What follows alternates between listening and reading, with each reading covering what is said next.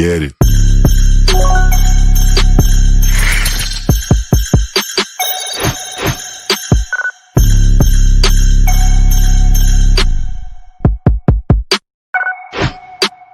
Get it.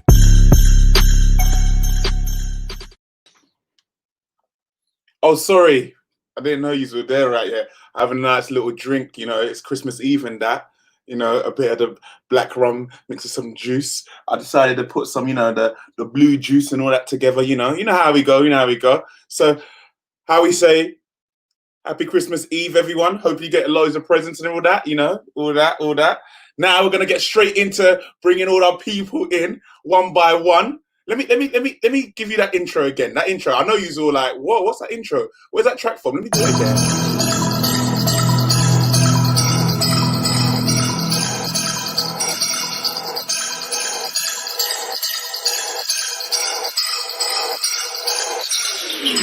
Get it.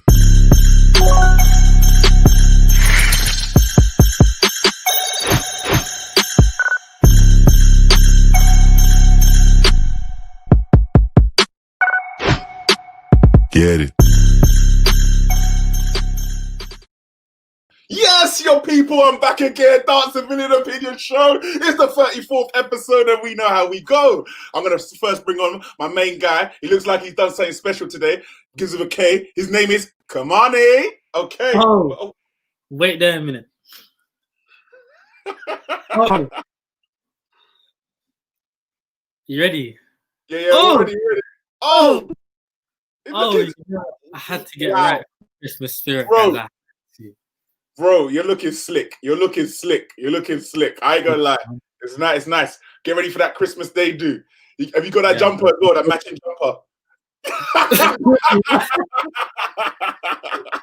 Right now, yeah. But guys, my socials, Marnzino1 on the screen right there. The audio users, MARNZANO. Check out my YouTube as well. But yeah. All right, cool. I'm gonna keep it moving because of time. I want to see what Mr. Turner does on his first day back in some time, because normally he comes later. But I want to see his intro. Oh no, he's not ready yet. He's not ready. All right, let's do the host of the most, Mr. Malachizzle. I like to say Malachizzle, but here we go, Maladizzle. Let's go.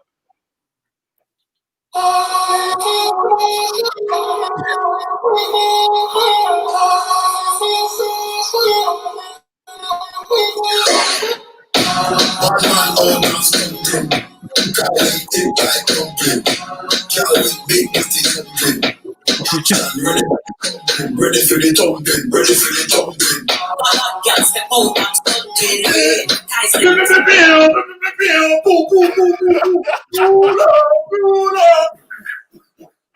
Bro. Okay, I'll give it. That's a powerful intro, bro. Very powerful. You know, I had to do the little dance routine. We got Style OG and that dumpling remix. What's everyone saying though? Christmas Eve. You got the lights in the background and that. I can feeling see and that. This evening. Let's keep it moving. We got Mr. Motivator. Yeah, Mr. Superstar. Mr. I drop a video every single month. Mr. I'm gonna collab with every single person in the world. He's recently just done a collab just now. Do you know what I mean? My guy travels to Kuwait just to do a collab with people. I wouldn't do that, man. It's just I ain't got the money, COVID and that. But we know him as Mr. Baby Box, if you remember his Instagram back in the day. Bobby Buck. We got Kobe Turner. Where is he? Hey guys, welcome to today's show. I'm gonna need you. This is a public service announcement. All the money. Public service announcement.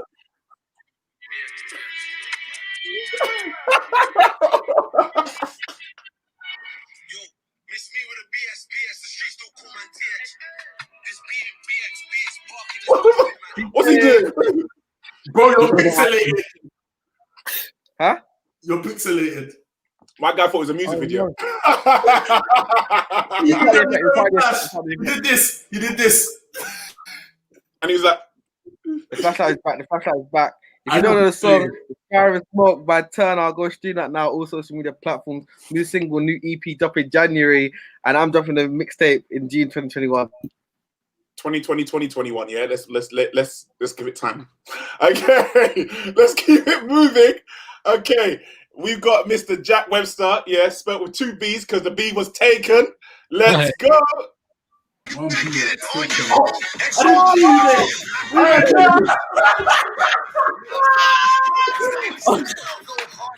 I was just getting some quick lab sessions in before the podcast started, but I'm here now, innit? You getting ready for break? You getting ready for breaking For the Olympics. I'm doing my qualification process now. Oh, okay, cool. That was a good intro. Got the drink there. Merry Christmas. Yeah. Merry Christmas, everyone. Merry Christmas. All right, let's keep it moving. All right, next up, we have Mr. Other Motivator, Lover Hater. I call him Mr. Motivator Lover because I'm the singer when I was young. He was a beg as well because he put on contacts, but I can't really say that out loud because anyway. Yeah, his name is Lamar.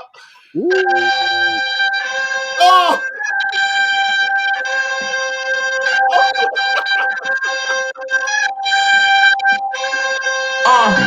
Stepped out of bail, I did a diddy bop. I had to tilt my hat at the city cop. I walk away free cause I'm innocent. And when I walk the whole world, know a nigga wild. We've been at the gas station. That's the most effort. Lamar don't fight. This is how we know that Lamar don't fight. You know what it was? I gotta think. I was like, this is that's Kamani's face, innit? You've had enough of Kamani, innit? This whole season, this season, you just had enough of him. All right, let's keep it moving. Hey, Dejon says he's got intro of the year. Dejon wants to finish off with the intro of the year, and then we're going to bring our guests in. So, Dejon, let's see. Dejon, you ready? Yeah. Ready. All right. Let's play in. So next up, we have Dejon, Mr. Mac, Mr. Return of B Mac. Let's go. Where is he? One popcorn. What you get a new clock Lord God. Come on. Jesus. You get a new clock.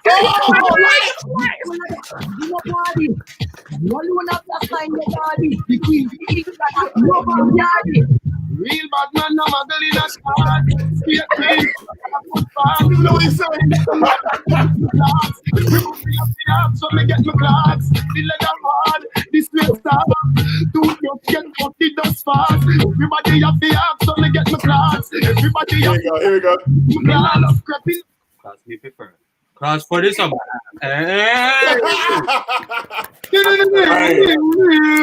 Winner. We have our winner.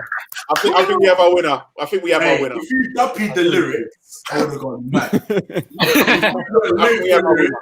Claps for the third. Claps for the summer. Claps for the I think we have our winner. I think we definitely. Yeah, he gave us lights, performance. Lighting. Even gave us an acapella moment. Even Costume change, entry, costume prop. all of that. All right, cool. So we're bringing our first guest. We know him as the superstar of the North, one of the superstars, because he represents many of the great dancers and choreographers up there. Okay, big shout out for Zach. Let's go. Zach, I love the hat. Zach, I'm loving the hat. I'm loving the hat. Thank you. Yeah, me too. Is that part of your intro? Yeah, how come the guests don't get an intro? I was like, I really. You know what? Should we give you an intro? No. I'm good. We're gonna see the intro in like 2 frames a second.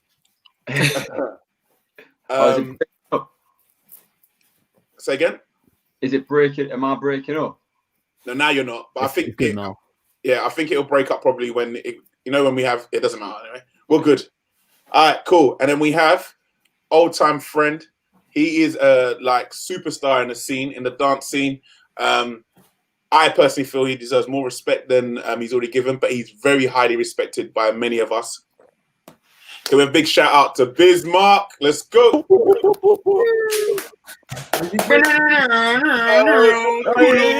Security.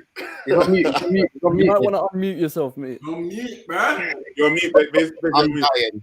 But I'm like this.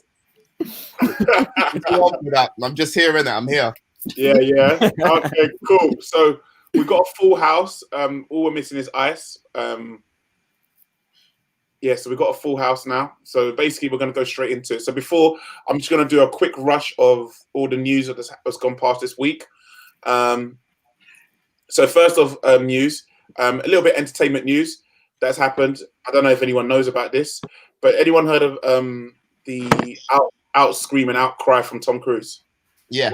Oh yeah. I don't think it's that bad, you know. You know what? It's the ETV are crooks. They're crooks because, and I explain why I say they're crooks. They're crooks because they played the worst bit. But when you actually understand what he was screaming about, you're like, nah, I'm with you. Like, he's screaming about the fact that there's jobs being lost. And we all know the entertainment world right now, for all of us, it's been hit hard. Yeah. So and what he's saying is very true. Like, a lot of people in the movie industry are looking at them because a lot of movies aren't continuing. Batman had a halt again. I don't know if anyone knows Batman movie that was being done. Do you know what I mean? Had a halt again, and some of them are waiting before they continue. Mission Impossible has been trying to go through, and the stuff they're doing, Batman you could be forgiven for because a lot of Batman is a lot of dialogue based. They've got a lot of action scenes, and they've still been pushing through filming in London and so on.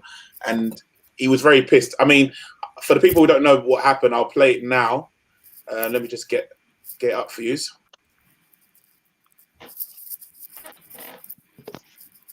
If it comes up. Sorry, give me a second. Merry Christmas Eve, by the way, guys. I hope everyone's staying safe and enjoying time with your family and doing Christmas Day labs. I'm taking Sorry. Does anyone know what they got this is Christmas? Yeah. Merry Christmas. COVID. Yeah. COVID. I've done that thing where basically I'm not sharing. Wait, give me a second. I'm professional, man. Let me guess. Go on, say it. Go on, say it. Go on, I'll say leave it. it to Go on, say it. Kamani. I know Kamani. I'm waiting for Kamani to drop it. It's more effective when he drops it. Yeah. When I drop what? Oh, I haven't seen the video. It's not a video. I think that someone just put it together. I'm on the phone with every studio at night. Insurance companies. Producers. And they're looking at us and using us to make their movies. We are creating thousands of jobs. I don't ever want to see it again. Ever. And if you don't do it, you're fired. And I see you do it again, you're gone. And anyone on this crew does it. That's it. And you too, and you too, and you. Don't you ever do it again. So, no apologies. You can tell it to the people that are losing their phones because our industry is shut down. It's not going to put food on their table or pay for their college education.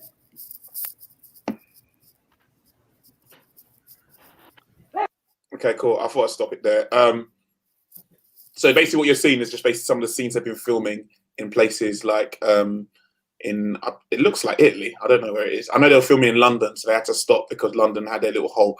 But because of new guidelines, they could continue filming. But what's everyone's take on that? Do you feel he was out of order? It's a longer video. I didn't want to play it because we'll be here forever.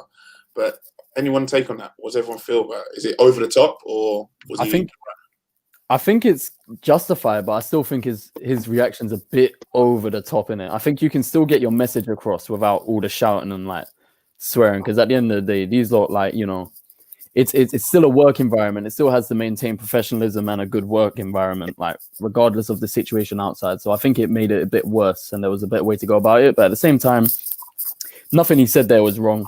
So I can't hate on him too much. He's being a bit much, but I don't think it's as bad as media is making it out to be. Sorry, Malik. I wouldn't even say that it's terrible because obviously what we know, we don't know the full story, that they could have been doing some madnesses like during the time and during the period, and you might have had to say stuff an X amount of times, and it might not even just be him, like it might even be the producer saying it as well to them, the director saying it to them, and like people's just not listening altogether. Because let's be real, even though there's measures put in place that we do forget, you know what I'm saying? We forget all the time. Like we forget that we gotta stay 2 meters. We forget that we gotta wear a mask 24/7. And when you're walking into the shop and you forgot a mask, and like it's just frustration at the end of the day. And we understand it because, as he's saying, there's those people that's just losing their jobs. And as we all know, especially the industry that we work in, where we're not picking up like every other industry. Like I work in Barbican, we've opened and closed at least 5 times in the past 6 months. Like it's crazy. I understand this frustration totally, because at the end of the day, this is our bread and butter. Especially when this is your bread and butter, and man are telling you you can't work because there's a virus out there, but loads of other people can go to work. Fam, it's frustrating and it's heartbreaking. Especially with some, I'm gonna assume like people like Tom Cruise, like stuff like acting is deeper than acting. You get what I'm saying? That's their livelihood, that's their lifestyle, that's all they know, and that's all what they do. But yeah, man, I understand it. I understand what Jack said as well, because sometimes being shouted at, like when you're in school, like being shouted at makes you feel like you're smaller than them. But to be honest, it's kind of a catch-22, because I understand from a point of Tom if he was getting like mad if like everyone was doing some crazy stuff, because then apparently he says he don't want to see people do something again. So someone must have done something out of line in order for him to get to that level. But at the same time, I don't agree with him shouting. But as I said, we all get to our tipping point, and that just might have been his tipping point. I agree. Anyone else? Anyone else got anything to add to that? So I've been following this, and like an ex-Scientologist, because obviously Tom Cruise is a Scientologist, and he's pretty in the ranks of saying that it might have actually been staged, that it was just a rant to help create some publicity and stuff for the film, basically. But I also get what he's saying regarding the rants actually comes from a place where it's understandable. But you know, some of the film members, I think he's lost at least 5 film members, have walked out because they've had enough of him sort of like shouting and screaming at them, basically. So it's an interesting situation. Yes, there's things he's saying that are valid, but at the same time, is everyone living their life according to the guidelines? Are people staying home? Are people wearing masks all the time when they should be? Because I don't think, like, it's going to sound like a weird thing to say, but I don't think that it's anywhere near as bad as the government are making it out to be. Because if it was, there'd be police on street corners and stations stopping us from going anywhere, and we'd be in lockdown. But the mere fact that quarantine lockdown, yeah, the mere fact that we're allowed to go out, travel, like transport is still running, like nothing can cease to be a halt. It can't be as bad as people are making it out. I do feel like it's a bit of a control thing. But that's just where I'm coming from. I get it, like let's all follow the guidelines and stuff. But if COVID was like, and I feel bad saying this because I know there's people that have lost their lives to COVID, but I feel like if COVID was anywhere near as dangerous as people are trying to make it out to be, why wouldn't we be taking even more measures to ensure our safety? It doesn't make sense. It doesn't make sense us being in tier 4. Why not just a lockdown? Why didn't we just stay in lockdown for March, for a couple of months? It doesn't make sense to me.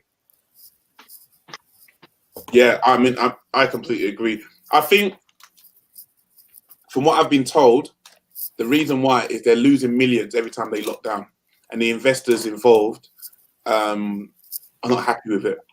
So basically, I think from what I'm hearing and the information I got was, or the stuff I started reading up, was if they have to close down again, they could actually have to stop doing the movie. Oh wow!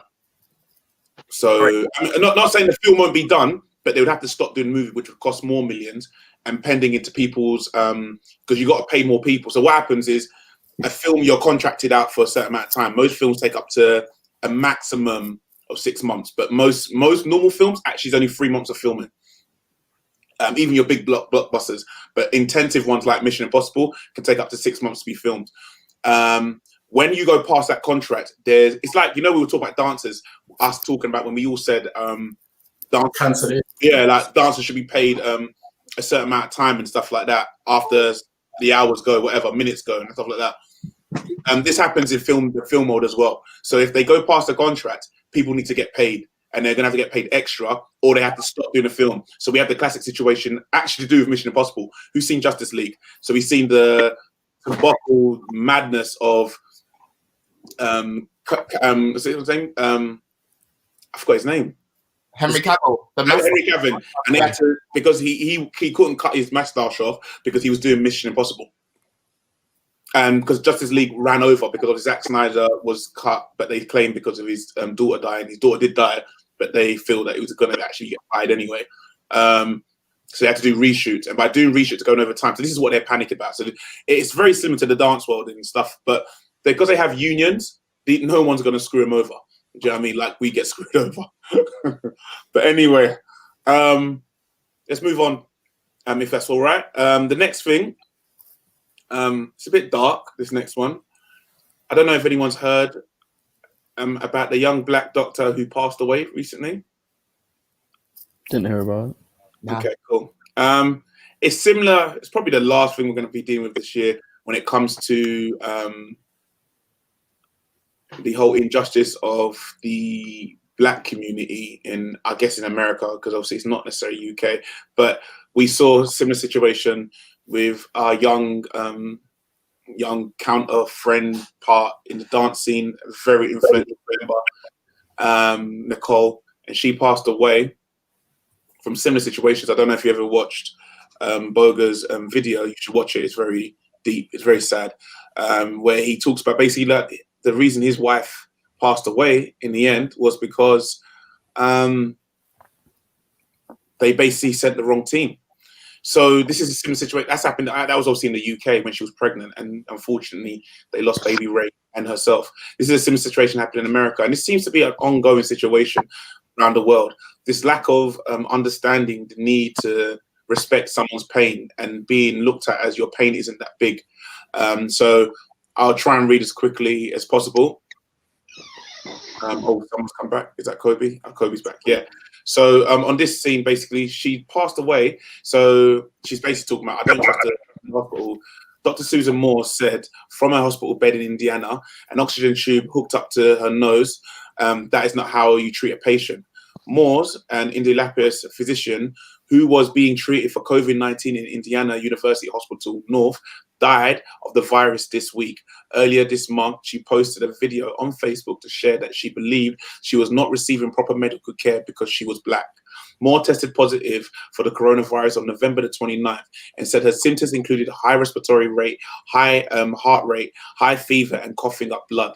She described the uphill battle she faced in getting treatment from the white doctor and nurses in the hospital, including begging for an antiviral drug and remdesivir, waiting hours for pain medication, and demanding a CT scan for her chest to prove her pain was real. I think this is the video. Can everyone hear that? If you can tell me if you can't hear it, then what I'll do, I'll reshare again. Here we go. Is not how you treat patients. Period. So I don't trust this hospital, and I'm asking to be transferred. These people wanted to send me home with new pulmonary infiltrates and all kind of lymphadenopathy in my neck. The other thing that white Dr. Bannock said was that if I stayed, that he would send me home Saturday at 10 p.m. in the dark. Who does that? On a week, who does that?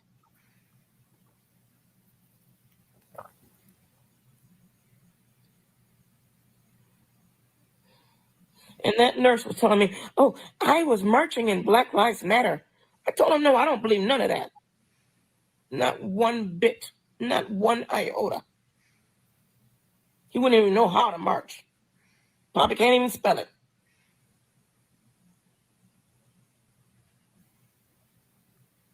This is how black people get killed. When you send them home and they don't know how to fight for themselves. I had to talk to somebody, maybe the media, somebody, to let people know how I'm being treated up in this place. And he gladly told me, I know you're a doctor. And he didn't want the black doctor to have no medicine, nothing. And then had the nerve to say it's because of him, the nurse, that I got the medicine. Really? Because of you? No. How about because I had that stat CT in my neck where it showed all of that lymphadenopathy and infiltrates? Yeah, you didn't know about that? You didn't get that in report? That's what I said.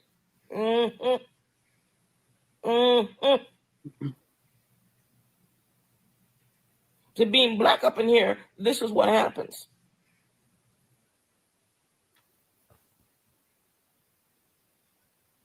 Yeah, I can see everyone's a little bit emotional about that.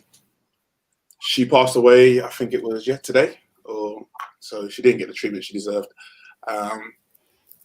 They're investigating it. I think they kind of know that they didn't treat her the way she was meant to be treated. She looks no different to the same age as my mum. So it was heartbreaking to read that. I'm not going to go too deep because I'm even feeling a bit emotional about seeing that. And it's too many times we've seen things like that. What's everyone's take on that? Yeah, it's fucked. It's so fucked. And like you said, we've seen it countless times, and there's countless like research and statistics that show that black people don't get the treatment in comparison to like other white patients or any other patients of any other color. So I don't really know what a solution is, rather than having more black doctors in these hospitals, because I don't think it get taken seriously unless it's someone who's can understand what their patient's going through, or at least has the sympathy to go follow through on their actions. So it's just heartbreaking. It's horrible to see that shit, man. I mean, I did more research. I didn't want to go too deep on you. I planned this session out, so I tried to read what I needed to read and let you, if you want to do your own research on that situation. She was a doctor, like unlike many of us, so she knew what was wrong with her. She was able to even tell them what was wrong when she showed them the CT, stuff that we sometimes miss because we don't know any better. So if they say to us nothing's there, I've been in situations where a doctor has told me X, Y, Z. This is not a racial thing, by the way. This is just in general. We all experience it in UK, where a doctor says nothing's wrong. You get sent home. Mally was even telling me the other day something he was going through. You get sent home. You tell them, I'm in pain. I have a problem. They go, nah. It's when you're near enough near death is when they look into it. Obviously, this is not a race situation, my situation I've talked about personally, but it makes you realize that her as a doctor was able to see what her problem was, be able to scientifically even tell the doctor, and that made no little difference to keeping her alive. And it's sad because when you hear her talk, she looks like she's got balls of life. She looks like she reminds me of my own mum, my auntie, someone just up in your face and when you ain't listening to them. And it's just before Christmas. My heart goes to the family. Anyone to say before I move? Anything for anyone to say before I move on? It's just sad. Like you never really deep it until it's put right in front of your face.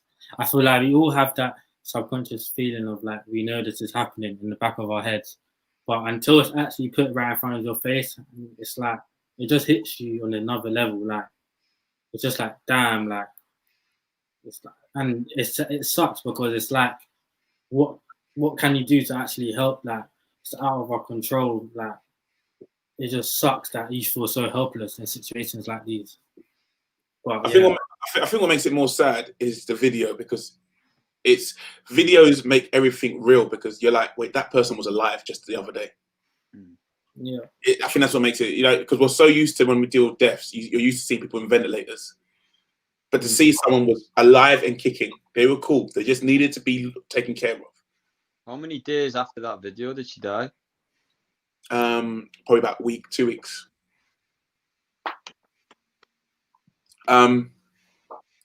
Yeah, it's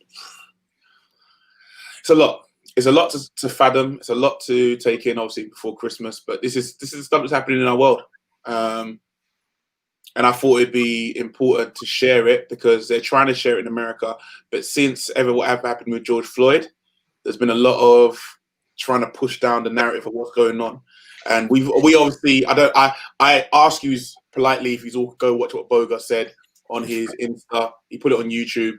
Boga with Nicole. Nicole's death was to do. Nicole was complaining, same thing. Nicole was complaining about pains, chest pains, complaining that she's not feeling right, something's not right, and the doctors shrugged her off and said, "You're okay." When they sent a unit to come and help her, they sent the wrong unit. That's how little they cared for what she was yearning. It's a thing of, guys, I always tell people, like, no matter what it is, like, I stress this, and this is to black people. I stress this a lot, and we always say we're gonna do it, but we don't do it. But my mom's always pushed it onto me, and I've actually listened to her. Us as black people, sorry, I'm gonna direct it to us, but us as black people, we really need to take lead and actually check on ourselves, especially us. The same way that prostate cancer gets pushed to black men a lot and we still shrug it off is real and it's serious. And as I said to Omar, it happened to me the other day. I went to the hospital. They told me to go home, fam. I said, nah, this is not happening. This is not happening again. I went to hospital before last year. They shrugged me off. The next day, I had to go A&E. I was in hospital for 2 days because they've put me on a back burner. I'm so lucky because I'm still here. I'm fine. I'm fit. But as we can clearly see, there's people dying nearly every day because of this. Like, research, even when you're ill, we tend to like overdo it and research a bit too much. But actually research what you're feeling. Research your symptoms so you know. Because trust me, when you go into the hospital and the doctor and you're telling them, oh yeah, I feel this. And they're like, oh, you might have this. But you're like, no. I think it's more this. Then they be like, oh, no, but we're the experts. But no. Be like, push it. Actually push them. Because most of the time, as Omar knows, most of the time, these people, they're going the other way. And they're pushing you to make you believe that you're wrong just because they're an expert. But little do they know, it's your body. Cool, you're an expert, but are you feeling what I'm feeling? Like, sorry, this is deep real quick, and then we'll get brighter. But like my friend, so some of you guys know, my friend got cancer. She has her cancer's now spread to her whole body. But it started off as pelvic pains.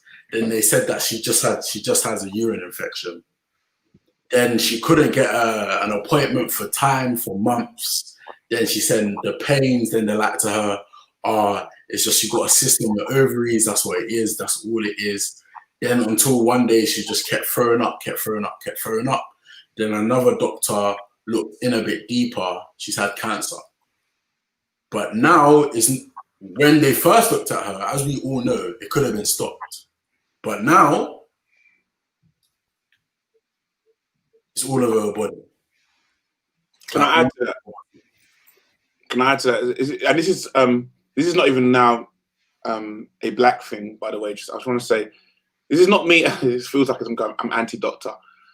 A lot of people get onto the police, but it's actually within the medical places. There's more misconduct that happens within our medical area of expertise than it happens in the police. I don't know if anyone knows that. More mistakes are made there than it is with the police. You know, when everyone gets into police, because I'm now, everyone saw me in the group the other day. I was like, wait, why are we hating the police? If the guy's walking around with a gun, stop him. Why are we going free my man? So I'm not anti-police as much as I may once have been. I don't like the way the police are treated, but let's just take that to one side. But what I am saying is that there is a lot of doctors, not nurses. Nurses do the utmost for us. there's a lot of doctors that shrug off our stuff, and obviously then going round table back to the black community, there's doctors that also shrug off based on the color of your skin as well. So there is a problem within our system worldwide where doctors, not nurses, doctors are too quick to throw away your cry for help as you being over the top. And it's quite sad, but I just wanted to bring that to light, and let's keep it moving because obviously it's a sad moment. Let's go to a lighter moment. Well, I think it's lighter. Lady Leshurr versus Ivorian Doll.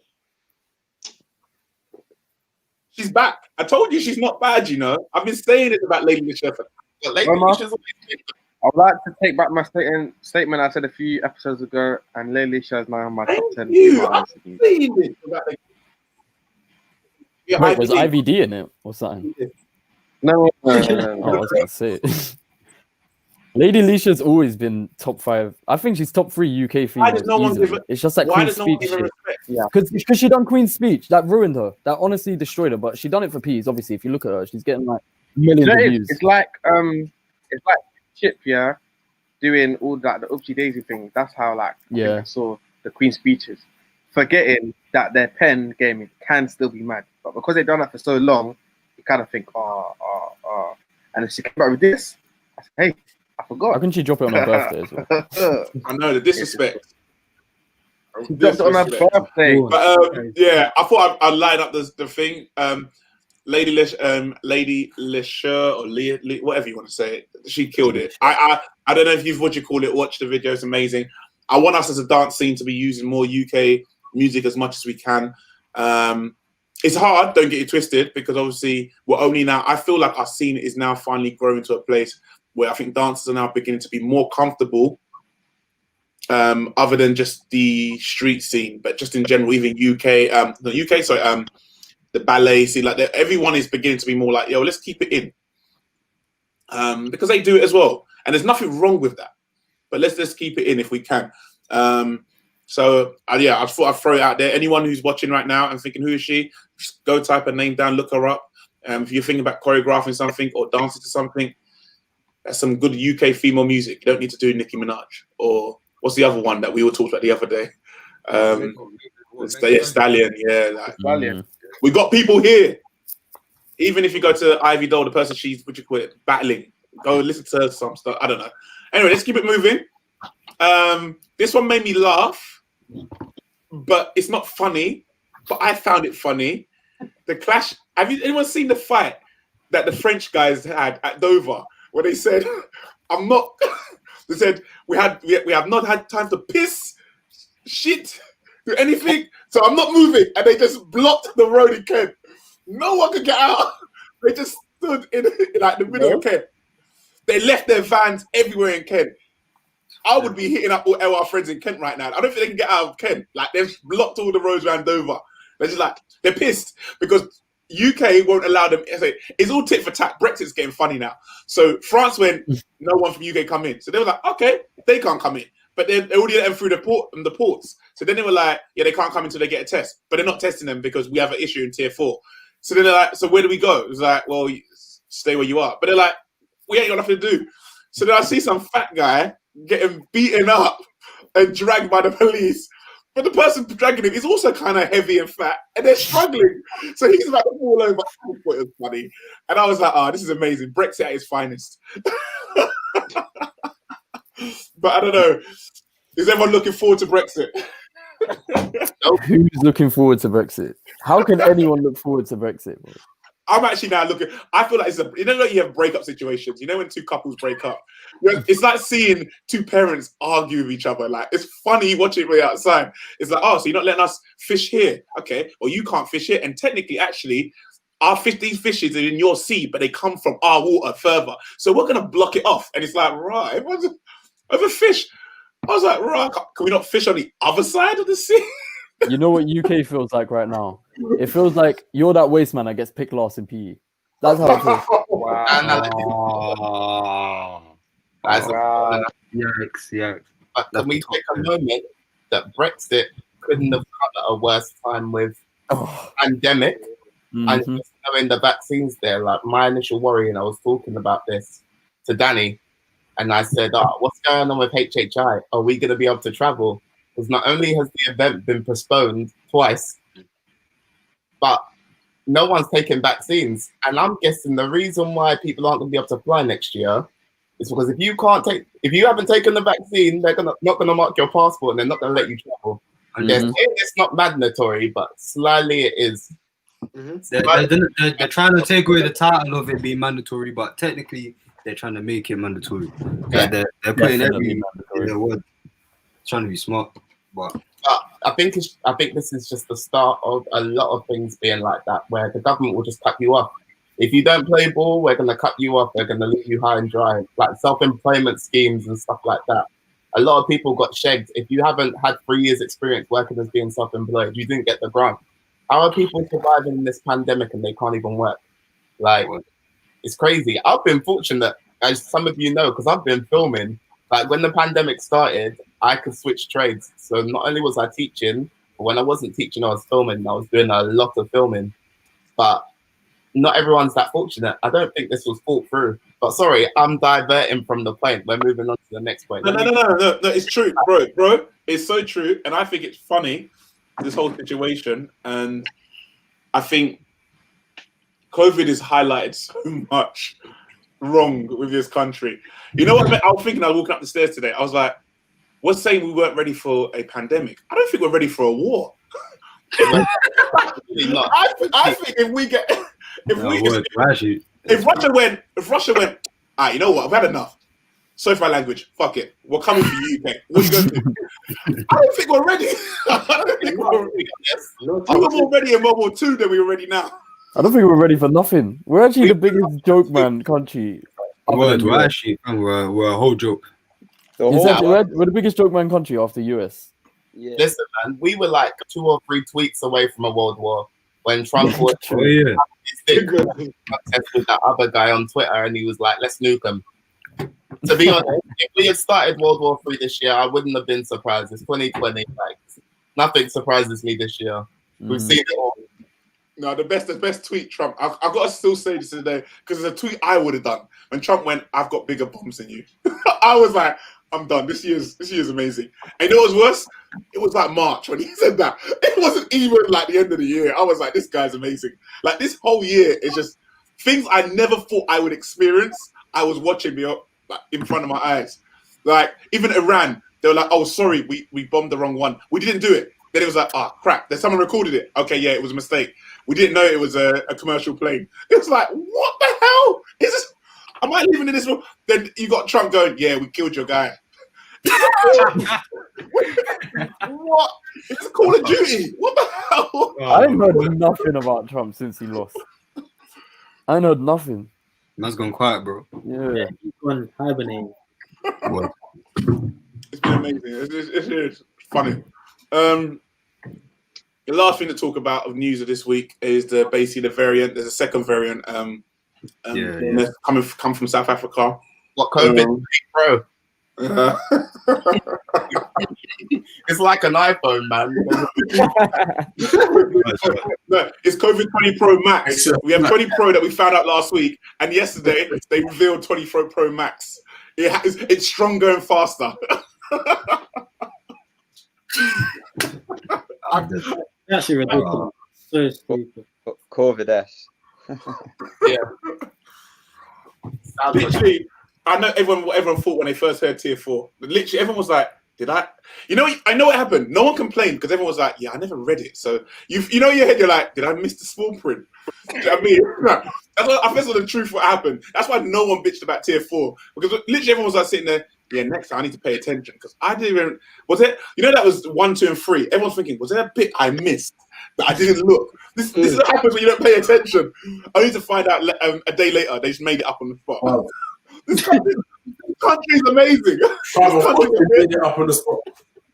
I read it, and I was just like, I was looking at it. No, because they even said it. Remember, they was like, we're introducing a 3-tier system. That's what they said in the beginning. Then about they're coming out on Saturday morning. Yeah, there might be a tier 4. Saturday, What, a few 6 hours p.m. later, Bro, they didn't say might. They said, A few hours bro, the later, way they they drop dropped it. it was like, you know when the people like when people say like, yeah, tier 4. You didn't know we had tier 4? They went, we're dropping London will be going to tier 4. Everyone's sitting there going, oh shit, we're going to tier 4. No one was asking, wait, there's a tier 4? Everyone's like, oh yeah, shit, we're going to tier 4. And let's get out of the thing, tier 4. And I thought, Me, I was baffled. I was baffled. I was like, what the hell? I was like, What is what is it? What's the difference? Like, if now, please, let's go through the list and actually look at the difference between tier 4. Because me, when I go outside, yeah, and I'm riding my bike, I'm not seeing the difference between tier 4 and tier 3. Tier 4 is a lockdown without saying it's a lockdown. Yeah, literally, it's just an unannounced lockdown, fam. That's every time. The only thing that I read what was different is that you can only meet 1-to-1 outside. Oh, yeah. It's a lockdown. It's lockdown. But they couldn't say we were going into lockdown because everyone would have been pissed. Because obviously it's Christmas. But we still aren't allowed to congregate together. But it's just easier if they call it tier 4, because tier 4 sounds less threatening than we're going back into another national lockdown. Right now, we need to keep the morale of everyone together, because if everyone starts going into mass panic, everyone's going to buy up all the toilet rolls and do all that stupidness again. Hold on. Now people have more of a right to panic buy because they're not letting our people in at the border at France. Yeah, well, we ain't even getting food now. Queuing up in lorry. Man, I'm asking them how long you been there. Man, I'm saying 4 days. 4 days. Yeah, what nothing coming in or going out. I said, right. You know what was funny? You know what I started thinking when I saw everyone leaving? I started thinking, I see everyone running, I was like, you traitors. Like, but part of me was like hating, because I was like, oh man, I wish I did that as well. But I was like, you're not true Londoners. Everyone duck for King's Cross. They're like, I'm getting out. I'm getting out. Everyone duck. Everyone's like, yeah. I'm good. Everyone's like, London, what? Because you know what, yeah? Because normally when he introduces a new tier, yeah, because he introduced Saturday. Normally we'll have until like Wednesday, but he literally said at 12 o'clock tonight. Man gave us a couple of hours We left. didn't have an extra 2-3 days just to sort out whatever. So peak for businesses more than anyone as well. Like, Yeah, with no notice The whatsoever. restaurant business is actually so peak. Fam, no, it's not them. It's not them. It's about the businesses that have been closed during the whole of lockdown, both lockdowns. And as we know, this is the time where we make the most money. This is where you're going to make the most income. Because it's Christmas. But you know what company is making loads of money? Amazon. Obviously, Jeff Bezos just gave me just 1%. And everyone forgets that UK made a deal with him. So this is good for them. UK made a deal. When they came out of Europe, they made a lucrative deal. Because He doesn't have to pay tax here. Europe was getting onto him about the tax thing. Now he doesn't have to pay all that ish. He's happy. He's living his best life. He loves. Do you know lockdown was good for the rich? Yeah, of course. That's what they said. Listen, I just want my normal life back, please. That's all I'm asking for. To go back to work. That's all I'm asking for. Just to go back to work. Nothing. I'm not even asking for restaurants. They don't want that. I just want work. Yeah. Peace of mind.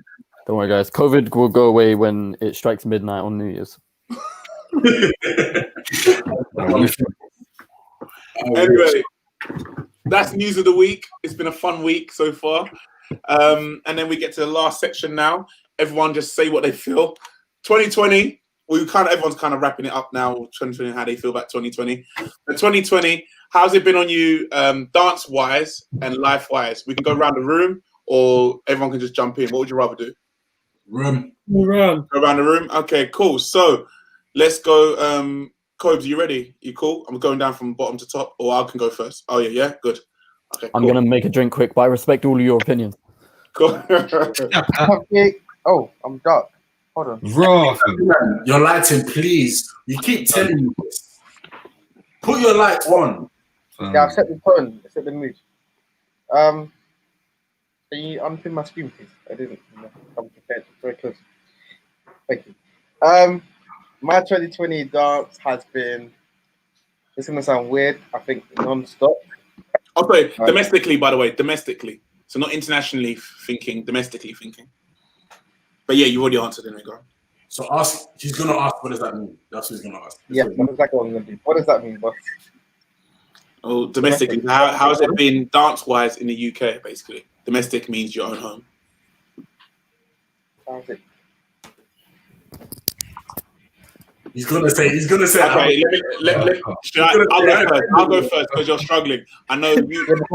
English is my first language. I don't know if anyone knows. English is my fifth language. Bro, if this was an American school, you would have gone down to Key Stage 2, bro. You know what? Yeah, you know what? Kobe, you know what? I'm gonna back you. I understand what you mean. I'm gonna back you because I know a certain man might be laughing and then it is primary school. Domestic. How is in the home bin at dance? That's what you asked me in the sentence. Domestically, as in within our own country, basically. So I said, next time I'll say within the UK to make it easier for you. Okay, cool. That makes a lot of sense. Okay, so I'll go think first. there was a couple fighting or something. Did I miss couple v waffle? Yeah, we had a couple fight. Anyway, I'll go first and I'll go round to Command and then we go back to Kobe. Kobe goes last. You've got enough time to think about all the things you want to. All right. This is making great content, bro. Proud of you always. All right. Domestically, dance-wise, it's been better than I want to believe. Obviously, I'm mixing. We talked about it last week about toxicness and stuff like that. So I don't want to mix the toxic stuff with domestically. Domestic's been very good. It's not been the way I expected it. It wasn't how I planned the year, but it's been good. I've been more creative. I've been in on it. I've been thinking. Obviously, the start of the year was so much more better, and I was really looking forward to it. But yeah, and life-wise, domestically, it's been shit. Like it's a big contrast. It's financially been difficult, socially been difficult. There's times where I've been like it's been hard. So it's a big contrast. Dance wise, creativeness, you've been finding similar to what Bismarck said. You were just finding a new way to work within that system. And actually, when you look at it, it was like that's kind of sick. Like you found you became more creative. So it kind of enhanced what you was as a person in the UK. Do you know what I mean? That we are adaptive to our surroundings and environment. But personally, life-wise and not dance-wise, it's been very financially hard. So yeah, cool. Kamani? For me, like for myself in the UK, I would say like beginning of the year, like February, especially after HHI qualifies, I was thinking to myself like I could actually go somewhere like this, especially this year. Like I could actually make a mad progress, like very fast. Especially in this year, I was going to be so, what's the word? So full on. I would like to say, especially with training and just getting myself to that point where I'm like satisfied with myself within dance wise. Obviously that took a turn for the worse. I wanted to become more like, I know it sounds so cliche, but more versatile. So I said to myself, literally, I'm going to go classes. Like I'm actually going to dedicate time to hit up classes like styles and whatever. Kind of went out the window, started training at home, online with IMD. Like it was good, it was nice. I loved it for the first couple months, everything, and then I hit a point where I was like, damn, like I started losing motivation. I think that occurred with a lot of people with dance and that period of time. It was hard. I felt like I learned a lot about myself, which I'm grateful for. And I felt like if I didn't go through that, I wouldn't have realized and deep some things that I did while I was going through that. So I'm grateful for that. But as an overall, I feel like it was a very hard challenge that I took on quite well, I'd like to say, with myself. Thank you. Mali? You know what? I feel like exactly what Kamani said. In the beginning, I was really motivated. I was pushing, as some of you guys know. I was on my stuff really, because in March I was just like, you know what? Like in my head, I was just like, we're gonna be in this till like October-ish anyway, so just make the most of it now. And I was just pushing myself. I was doing a lot training wise as well. I was doing all online classes. Not all, not like, but a few online classes. And then like it hit. I feel like it hit where everyone started to not care anymore, which was around, I'm sure, which was literally around summer, like June-ish, July-ish, where I literally just lost motivation altogether.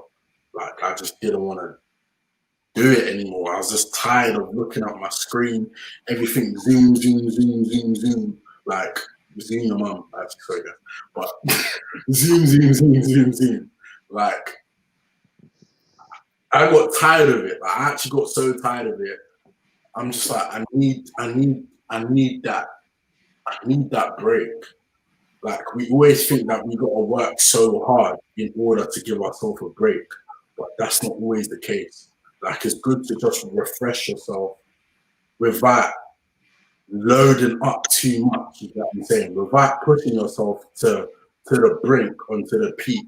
Like always refresh your memory and just take a break. But no, it was good for me. But then the second part, I think, was very good as well. Obviously, I started like getting into like the filming stuff and with new which is very refreshing. So technically, I took on basically started learning a new craft, which is better for me long term as well. So as I like to do, I've got more stuff under my belt to just use in the future and that I can profit from. It's been an up and down year financially as well. I've done some stuff with Joseph as well, which is really good. To be honest, I'll be real, Kobe might know, I've done more dance-wise this year than I did last year, which is absolutely mind-boggling for me. Because I was just like, I thought I was going to be in the same spot because last year was a hell of a year for me. But this year I've done so much more dance-wise. So I'm actually proud of myself. Like, I'm proud of everyone all together because let's be real, like it hasn't been a hard year, but we're still here at the end of the day, fam. And we're still pushing, we're still doing what we're doing. But yeah, sorry, I'm starting to digress, but yeah, I don't know if that answered the question. No. So you've answered. So basically, dance-wise, it's been a good year. You've done more, but life-wise, 2020 has been hard. Yes, it has Yeah. been. Lejeune, yeah, same thing. Dance-wise and life-wise in the UK, so not internationally, UK. Yeah. For me, dance-wise, in fact, let me just start. Both dance and like just life in itself, this year was very beneficial. I feel like a lot of people kind of looked at it at first as like, oh, this is really not like helping me at the moment. But then instead of looking at it from like, I'm not doing nothing, I kind of took the opportunity of like boredom and like kind of just turn it into like, okay, cool, what can I do with my time? Like, let me actually like self-reflect, you know what I mean? I feel like as people in general, we don't really self-reflect as much, you know what I mean? Because we always have so many like everyday things and activities to like kind of just distract us from us as people.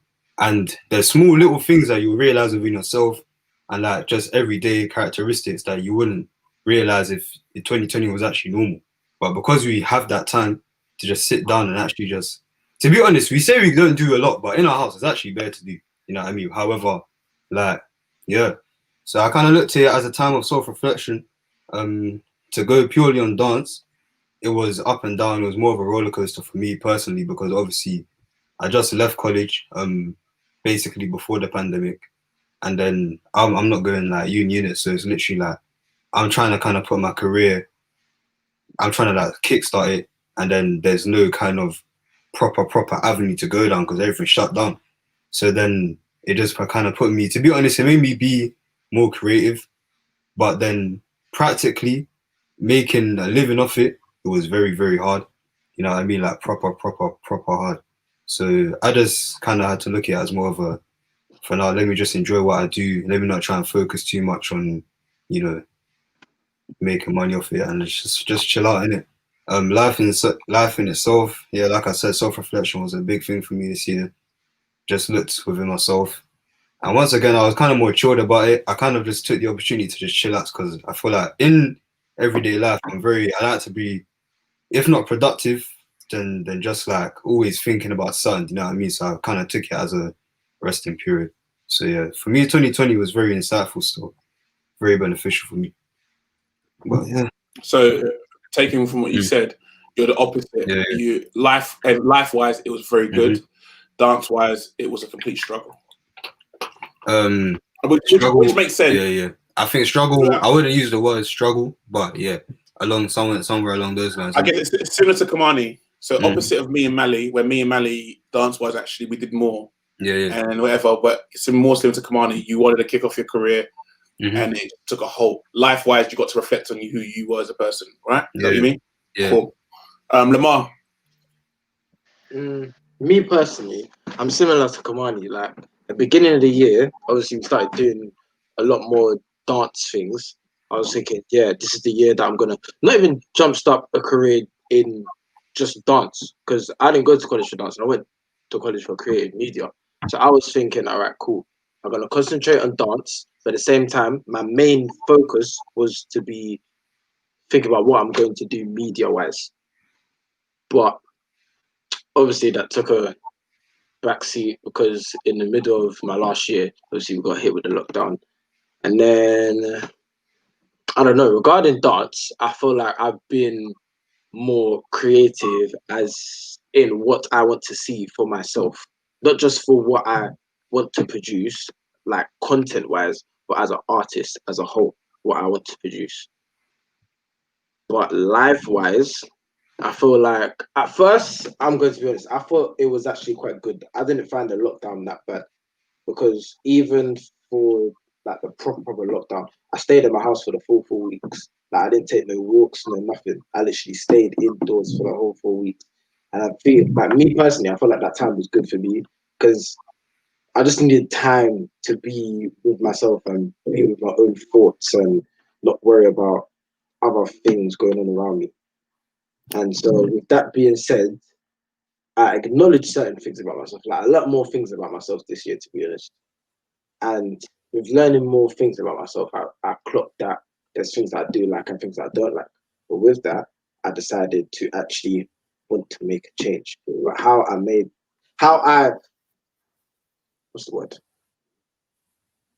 Transitioned that into like career and dance. I separated targets from goals. So I said, all right, cool. So this year I want to focus on that and I want to get this done. Next year I'm going to start focusing on that. So by then I'll have the other thing, not patterned, but it will be completed to a certain extent. So that way I can focus on something else. So yeah, man. I mean, it was a good time to actually just take a break for the time that I expected to. I thought by like the end of summer, everything would have been done. But obviously not. So I feel like before I felt like it's a blessing, now it's just getting low, to be honest, me personally. I understand. So both dance and life-wise, you kind of thought, dance-wise, obviously, you're a little bit like Kamani. He was meant to be the one. But then you thought, you know what, it may be a good thing. Am I right? And then now it's just hindering both of them. Yeah. Life and dance. Yeah. Yeah, literally. Cool. Jack? I'll start off on a happy note. So dance-wise, it obviously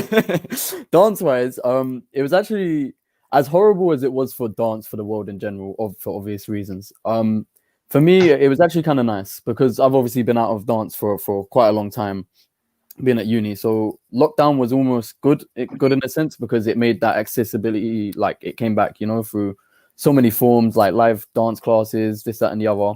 So in that sense, it was actually quite nice to see like a refreshing sort of avenue of like creativity from everyone. So I thought it was dope in that sense, as dead as it was. Like obviously it could never compare to in person. But as for life, them days where the world's against you. You wake up late for work, you leave the house, you forgot your wallet, you run to catch your bus, you got on the wrong bus, you're walking down the street, you stepped in some dog shit, a bird shat on your shoulder. It's just, please stop. Yeah, please. So yeah, life-wise, it's been terrible. But with people like you, it makes it so great. I can get through my week when I get to see your smiling faces. So for that, I'm grateful. This year's obviously taught you a lot of gratitude to be thankful for things, but I've been thankful for a very long time now. So if you could wrap it up, please.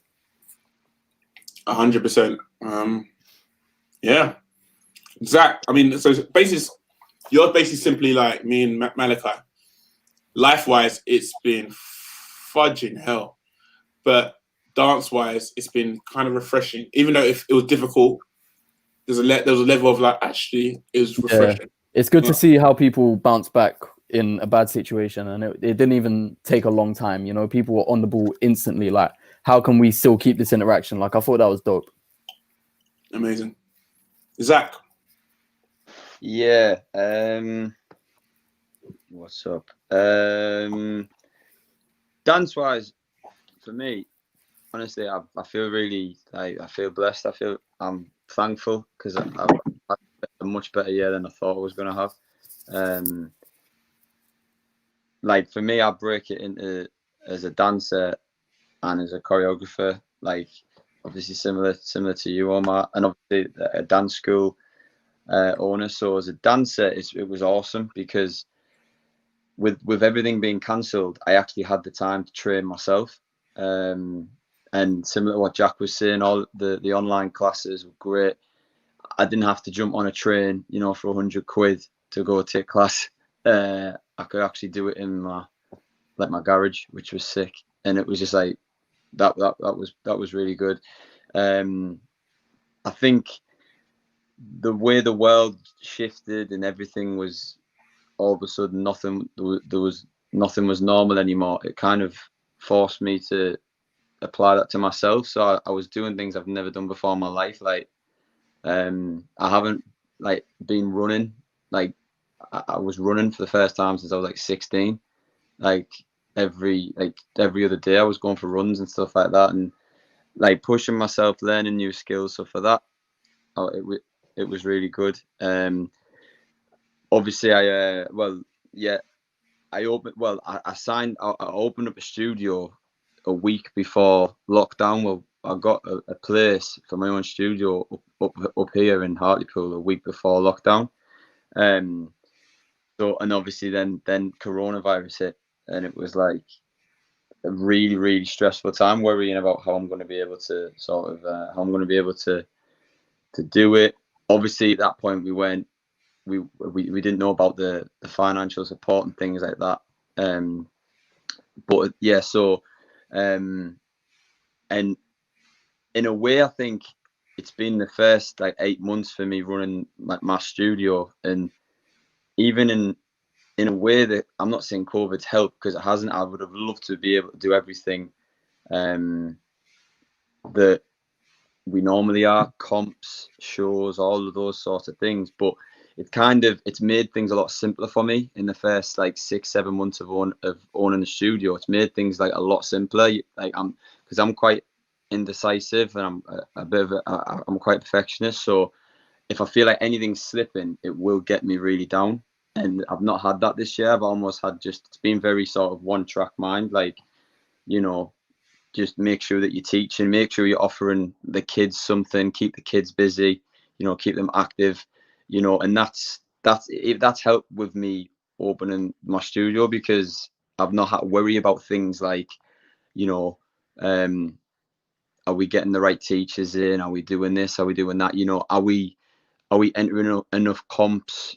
Things like that. It's just been sort of right. Just make sure that you're providing for the community as best you can. Do you know what I mean? So it's actually been a good year for me as a dancer and as a choreographer. Yeah, like I can't. I'm thankful. Obviously, it's not ideal. And I've missed the competitions. I've missed the. Yeah, like, but I'll tell you a little story. Like, so basically, like where I'm from up north, you know, there's no dance scene really. That's why I'm trying to create as best as I can. But like I was trying to reach the kids that I teach as best I can. So I actually went out into my back garden to film a video, and I didn't realize how nervous I was of my neighbors watching me dancing in my back garden. I'm like, Jesus, like, do you know what I mean? I felt like my neighbors like were looking out the window at me dancing. I was like, it kind of made me have to just say, like fuck it, like I'm a dancer. You know, might not be the norm around here, but this is what I'm doing. And that sort of attitude carried on throughout lockdown. I was sort of just doing things that I was just trying new things. I was a lot more like open to just trying new things because we didn't know what the hell was going to happen. So you were just like, well, do I really care what anyone thinks anymore? Like, let's just you know, do what makes you happy. Personally, similar to you, Omar, I think it's been just a bit crap. It feels like a bit of a pause button and everything stopped, you know, but it's not natural for us to stop. Like we're just sort of just existing in terms of like our personal lives and things like that. But I suppose it's given me the time to really pursue the dance as much as I can. So yeah, but all in all, I have this conversation with like my dad quite a lot, and he says like he always reminds me like that I've been lucky in this whole thing, and there's a lot of people who haven't. So you know, I'm just thankful that I've had it okay, yeah, not disastrous, and obviously like I'm healthy still. Do you know what I mean? Yeah, bro, there's something you mentioned as well. It kept things simple. I'm opening up. Kobe and Kamani are gonna be like, what? Even Lamar. We're starting next year, and there's a lot of comps coming back.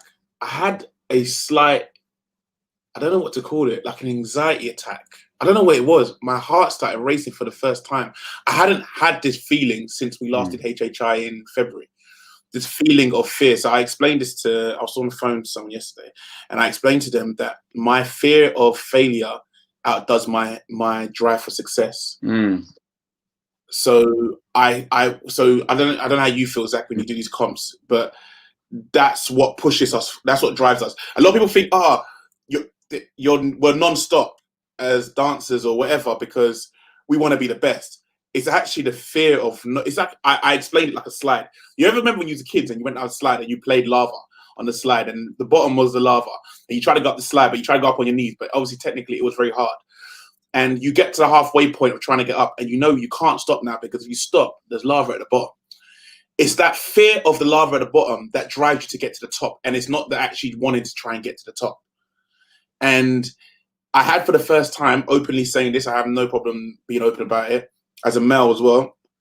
I had a weird anxiety attack yesterday where all of a sudden I was like, oh my God, like we had meetings all day. And then I deeped what we were doing next year.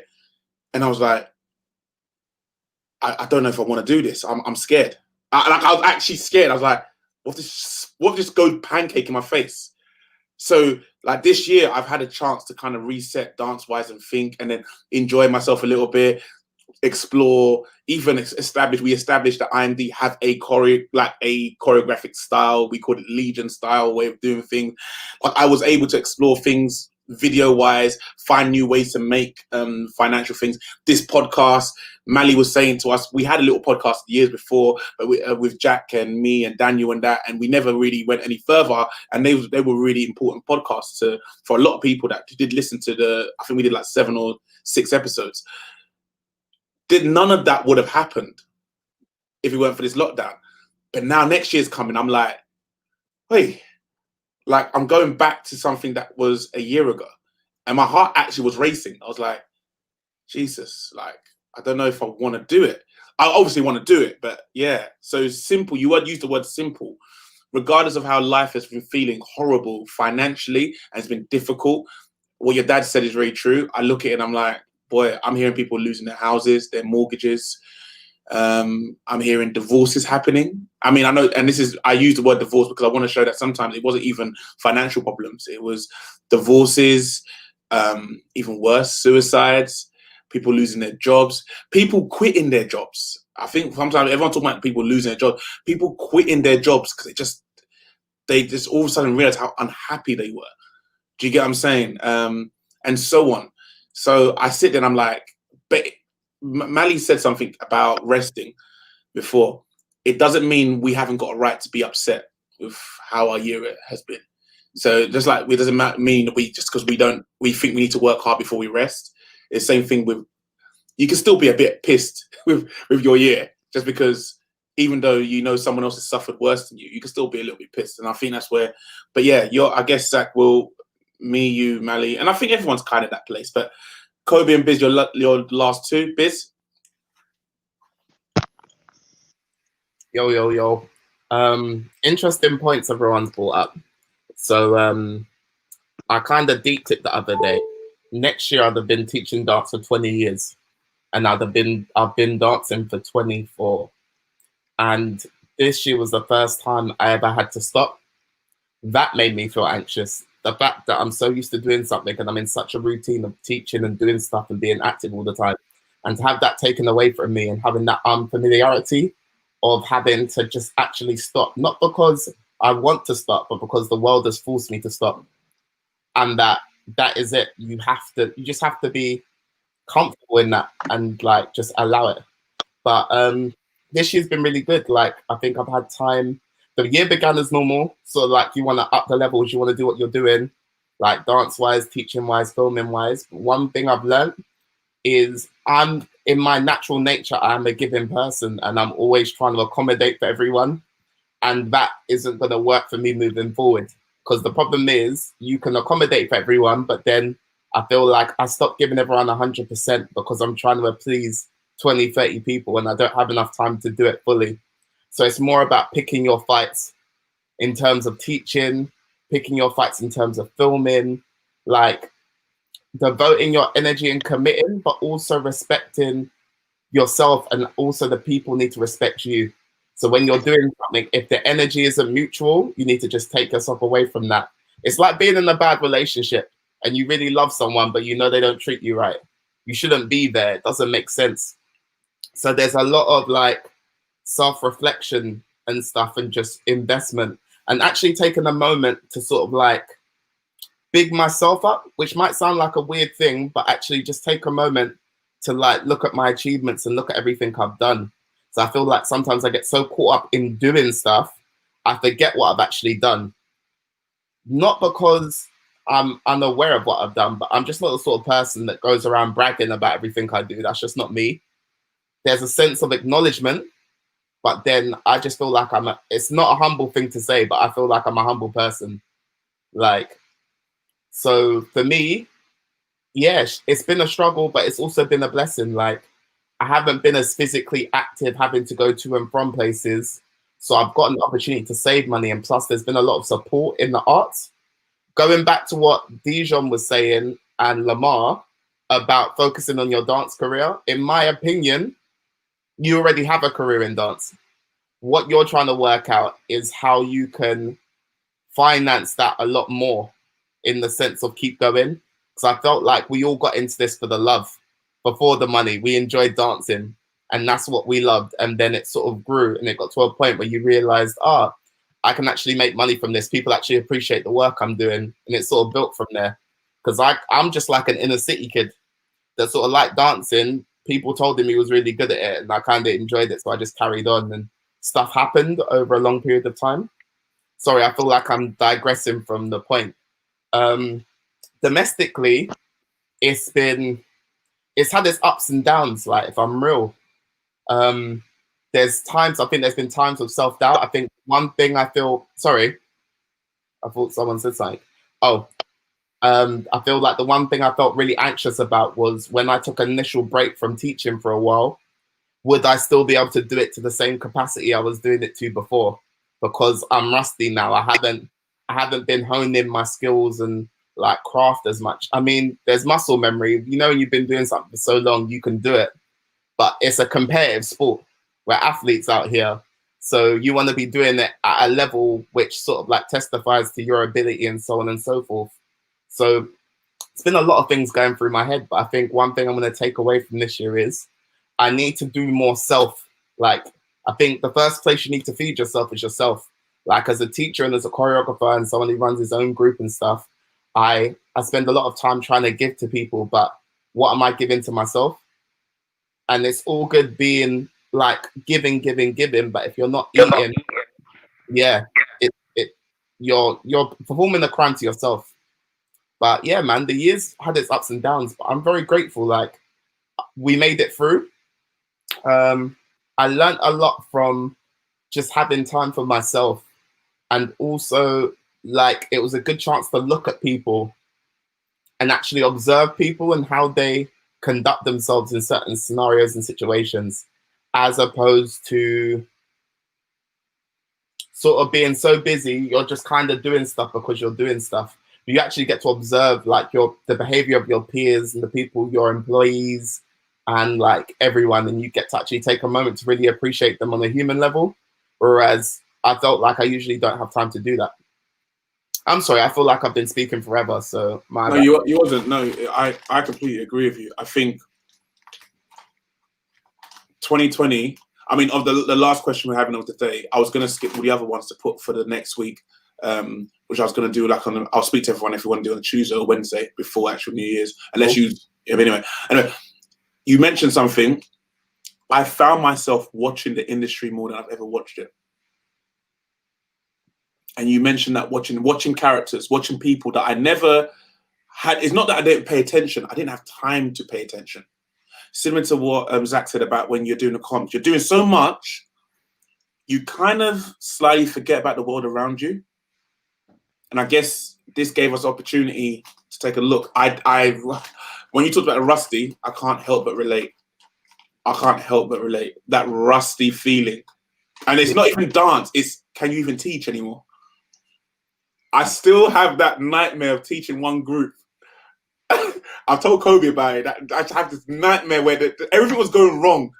I had to relearn how to teach on Zoom, and it was going. I tried to get them on Insta, then it wasn't working, to the point where I said I would teach you again, and I'll do it for free because it was so bad. It was like I've had situations like that. I've really struggled with Zoom. I mean, I've taught on Zoom because I've been asked to teach on Zoom, but I really don't enjoy it. Like, I feel like there's a displacement with that, where it's not the same as having that interaction with the person. Like, it's almost like I feel like a slight disservice to the person I'm teaching because I can't connect with them. Oh, bro, Insta's worse. No, Zoom's sick that we can kind of like unite ourselves with anyone from around the world. But for me, there's no comparison to being in the room with people and learning and just feeding off that energy. I've been using Zoom more only because when I did the Insta thing and all the YouTube stuff teaching online, you're talking to people and you're literally, there was points where I was like, I'm just training myself. I'm just teaching myself. I'm talking to myself. Okay, put your hands here. Like, and then there's a lot of this happening. Yeah. Okay, cool. Go back to the, okay, yeah, cool. I'll go back. Okay, you know what? We're going to carry on now. We're just going to go through it because we need to get through the end. And it's like, I don't know. I hated it. I just hated it with a passion, bro. I taught a pineapple about 4 weeks ago. I went down there. The studio is empty and there's a big plasma screen TV above the mirrors. Now I realized it was a Zoom session, right? So I'm teaching these guys from their bedrooms and living rooms. Nothing more. It was the most surreal thing I've ever done in my life. Imagine I'm in this big, massive dance studio by myself with a mic and a PA system, but there's a TV screen above me and I'm talking. And I just felt the disconnection. I felt like I was a cheerleader. I was like, you okay, guys? You can give me a thumbs up to let me know if you're understanding the choreography. You having a good time? Oh, I see you, Sue. I see you, Vanessa. 5, 6, 7. Yeah. When you say I see you, you didn't see them, but you gotta let them know because they're getting lazy. You can see they're getting lazy and they're trying it. Do you know what I mean? I've got to engage you because I'm not sure if you're connecting with what's going on. Or 20 minutes in, they go, so are you doing opposites or are you mirroring us? And I'm like, oh my God, you've asked me, I've just taught a whole 3/8. Must have at the end of the routine. So is it, the first hand, is it right or left, brother? You know what's worse about Zoom as well, yeah? Like, I hate it so much. But you know what? Thankfully, I've got like work whilst at uni, like because of Zoom. But it's usually with younger kids or with the uni lot themselves, yeah, because they don't consider themselves as professionals or not. The cameras are off and the mics are off, so there's zero communication, like whatsoever. I can't even see if they're actually doing it. They could just be in the call for banter. Jack, you know what I do now? I come on like I'm a freaking. I come on like I'm freaking. What's his name from Harry Potter? Voldemort or something. Yeah, I come on. I'm like, everyone have your lenses on now. Everything video on now. You have the slowest turn-ons coming on, like slowest video coming on. I'm like, everyone have your on now. And then, bro, you see him like that, bro. Oh, technically, if you turn the video on, there should be space behind you. You see him. If the video comes on, you see it as a chair. Blatantly, they weren't doing it. Blatantly, they weren't doing it. You feel like Voldemort. I feel like Mr. Tumnus. Hi, guys. You gotta force that excitement when you're just in your living room. 2020, man. 2020 has. Sorry. Okay. Something to have. Sorry, Yeah. I don't want to go because Coach is next. Sorry. What Biz was saying as well, like actually deeping like what you've done all together, like I feel like was a very big thing for me this year. Like a lot of my friends that I look up to a lot have just said to me, like, you've done a lot in the space of a small space of time. Like Kobe says it to me all the I think he says it to me more than anyone else. Like Kobe actually just goes like, you know what you've done, right? And I'm just like, yeah, fam, but like you as Biz saying, like, don't sound humble, but you're just the humble kind. Like most, like for me, I think I've got like there's more to me than what meets the eye. You know, like I've done this year, I've really realized that I've come a long way. Like not even just dance wise, but then just as a whole collective and what I'm able to say that I've done in general. Like I don't think to myself that I'm worth anything. Like generally, I don't think that I'm good enough for a lot of things I do, or I'm able to do it, even though I get asked to do it. But no, I had to double click on that. Harley, Biz. Yeah. I watched the podcast called Drink Champs. The last episode they released, Noriega, N-O-R-E, he's got his own podcast called Drink Champs. Yeah, we watch it. Yeah, we watch it. I watched the episode with Pharrell. It's a 3-hour amazing. Pharrell, for me, is like the Vincent van Gogh of music. My guy's career spans over 4 decades, period, because we're in 2020, so he's moved into his 4th decade of making music. And he is one of the most humble people. And like, there was a point where him and Chad, as the Neptunes, owned 2% of the world music industry. Like, they owned a percentage of the world music industry. And one thing, as much as you need to be humble, you also need to know what you have going for you. We work in a very competitive field where we're around like people we think are amazing and geniuses. Just because you're around people you admire and you think are great doesn't mean you're not great. And sometimes that's the problem. You can't take a compliment because you're so used to having to be on your grind, but then sometimes you need to hear it. Sometimes those words of reassurance, let yourself take that in, because that's your fuel. Otherwise, you're gonna burn yourself out, man. So when Kobe's saying to you what he's saying to you is coming from a place of love and truth, you need to accept it, be like, cool, thank you. Right, on to the next one. Because sometimes you're gonna stifle yourself from not acknowledging where you are. Because if you're not acknowledging where you are, you can't be appreciative of where you want to be, because you can't see the difference, and then you lose sight of progression, bro. So as much as it's good to keep your head down and just be on your grind, it's also good to sit down and reflect and acknowledge that you've leveled up since the last time you've assessed yourself. And the last point I'll make, because I feel like I'm still in time from Kobe, which I apologize, bro. I've also learnt to look through people, not at them, but around them and at their outline. That might sound like a weird thing. So someone might say something to you, but you've got to understand the intention. Like, for instance, I'm going to send for you, Omar. I think the work you do with your crew is amazing. I think you're a really hard-working person. However, I'm going to send in shots. I'd like to see more of you. Just you. Not the crew, not the stuff you're doing. You as an individual, because I know you have something to offer in that palette. You as an actual dancer. Because I feel like you've gotten lost amongst everything, your responsibilities and your duties to your community. And I feel like that's a disservice to the scene. We don't get to see you for who you are or another side of who you are, if that makes sense. Everyone, I didn't mean it in a disrespectful way, but do you understand? No. I think, you know what it is? What you just said. Like, I want to see you, say for instance, I choreograph something. I'd love to have you in it as a dancer, as yourself, not as a brand, if that makes sense. You know what it is? You know it is, Biz. I'm gonna let Zach. I'm gonna let you speak, and then go back to Kobe. Go on, Zach. Go on, actually, Zach, you speak first. I'm really sorry, guys. I've got to shoot. I've got to drop some presents off at the family's house. Okay, cool. All good. But Kobe, sorry, I have to dip. I can't hear your points, bro. And everyone have a safe Christmas. Yeah. Thank you, bro. Love, bro. Have I joined the party late? If you no, early. No, you're early stone. Tuesday, Omar, I'm down. Yeah. I'll send you the thing for Tuesday. It's the last one of the year. Yeah. Merry Christmas, Zach. This young guy. Yeah, man. Before I go to Kobe, can I just quickly say, yeah, you know what it is, Biz?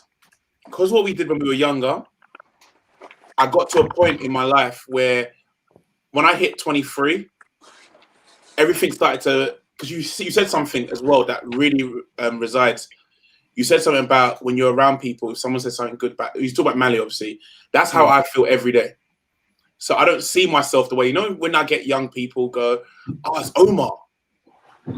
Or even Yan knows what I'm talking about, because we had a situation where we were doing something the other day, and everyone was like, Omar, yeah, I know Omar. And I'm sitting there like, I don't see myself the way people see me, because it's what you mentioned. You said something that you get lost of the sight of the grind, that you're so trying to churn things out.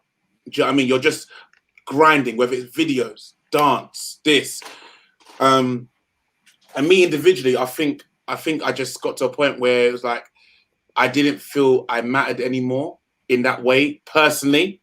That was just me. Like, I had done my time in my head, mentally. That's a crime, bro. Your time is done, bro. I know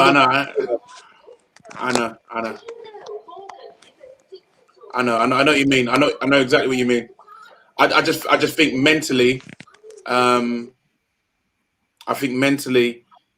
but I have been feeling like after what happened with after the experience I had with HHI last year, I mentally got to a place where I was like, you know what? I do enjoy dance. There's the Shaq, you're here. Lord have mercy. Wait, sorry. That's it. Wait. You've been on for like 2 seasons. Wait, hold on. How many months have you been? Come on, G. Go. Man comes on, bare oblivious, bare loud on the mic, bare. Oh my God. The last time Shaq was on Zoom. But yeah, sorry. Kobe is. So anyway, yeah. So that's my feeling. That's the reason why. But I agree with you. The experience I had with Lamar and Kobe, I only realized last month what we did in Worlds as a dancer. What I did as a dancer. Because my mind has been so into creativity and creating that I only deep last month I hit a final. And only a few adults in the history of HHI have have successfully done it. I think what adults is it? It's been Rough Diamonds, Peridot, Rough Diamonds, and obviously Plague. And that's about it. And And then IMD have been there, but not IMD as in Omar the choreographer. Omar the dancer hit that stage. And I was like, I deeped it only last month. And that's a whole year. It's past a year in it.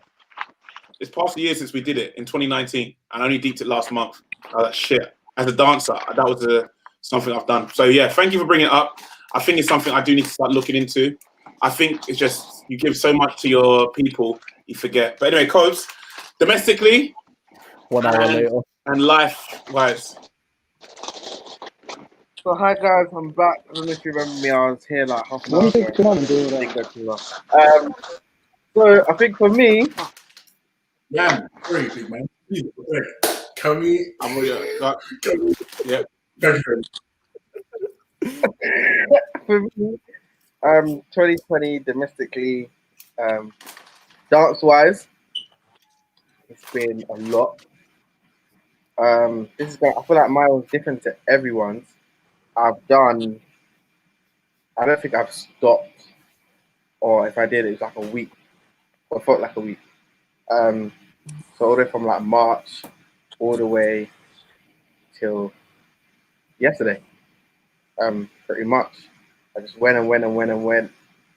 We had like our 2 week off, like IMD-wise during lockdown, but even then I was still like creating, ready for the started back. Obviously, we was having meetings on. I was teaching for other crews, like online sessions. Yeah, so this year's been a lot of dance-wise for me. Yeah, constant. It's just fought non-stop. Even though when we first went into lockdown, it was a blessing because what we already had planned for this year seemed like a headache in itself.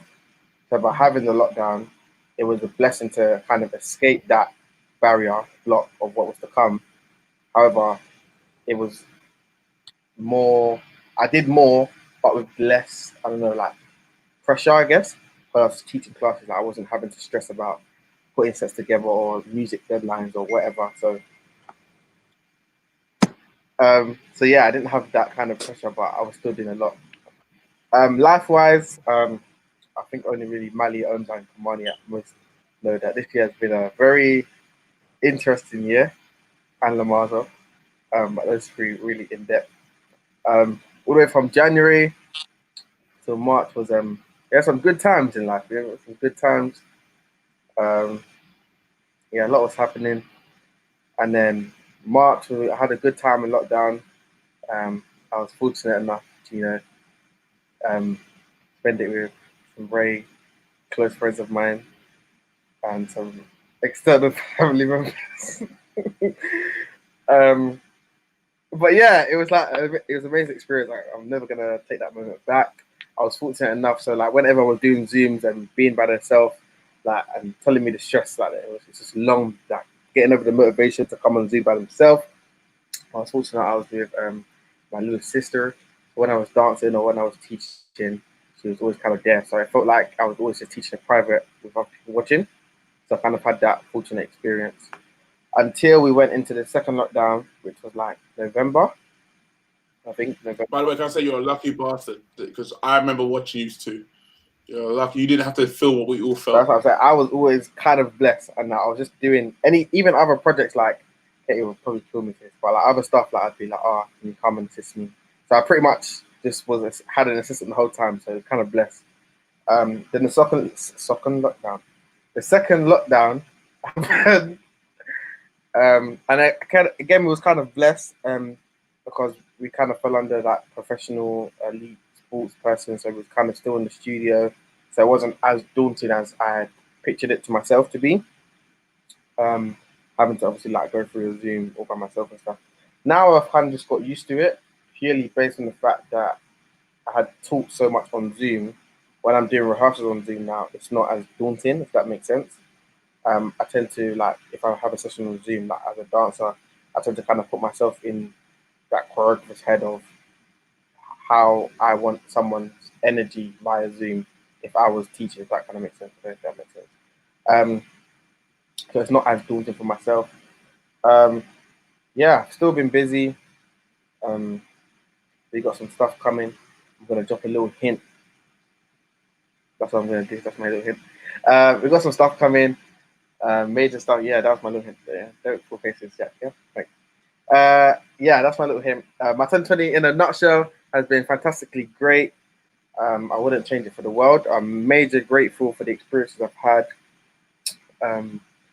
Yeah, I feel like this is just been a blessing. Not even in disguise, because I've had the chances to just sit there and, like Mali said, like actually deep all the stuff I've done. And I think that's because last year and like the year before, I was still doing a lot, but I never like deep what I've done. Whether that be, I don't know, like choreographing for people or for like other crews and stuff. Putting out pieces for myself, like the amount of pieces that I put out or like choreos I've taught like the past 2 years is just like nuts for me.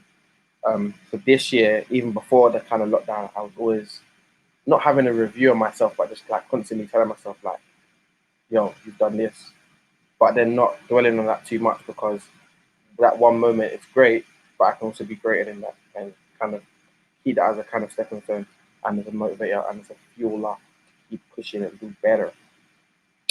So yeah, that's my 2020 dance and lifestyle. Shaq, we're just basically. So can I just say, I think we went through the same road. I think me, Mali, and you went through the same road where dance-wise, however much in the beginning we felt mentally not correct, it actually turned out it was better.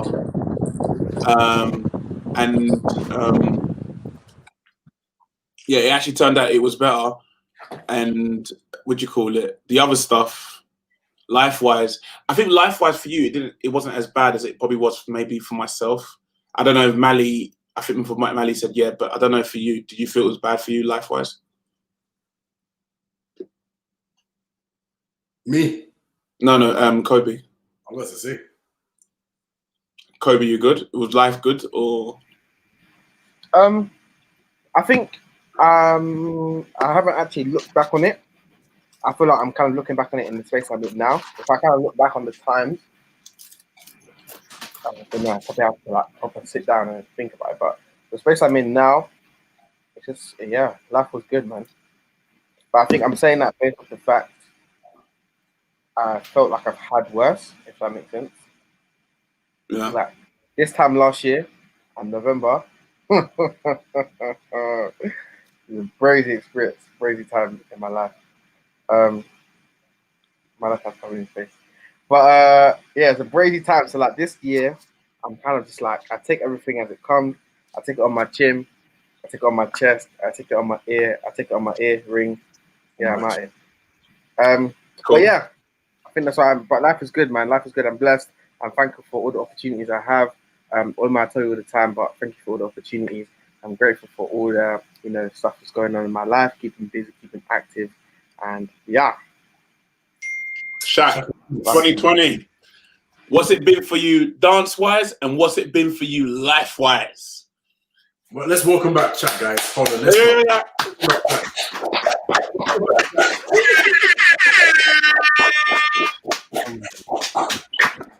Hey, listen. Man ain't been active on this like physically, but I've seen what's been going on, so it's calm. Dance-wise, if I'll be honest with you, I like the fact that I weren't dancing for this whole year. I can't lie. What did I even do this year? I done like You did that battle? a shoot for Adventure with GSB, and then GSB did another virtual reality performance thing for one thing that's happening like on Monday. Other than that,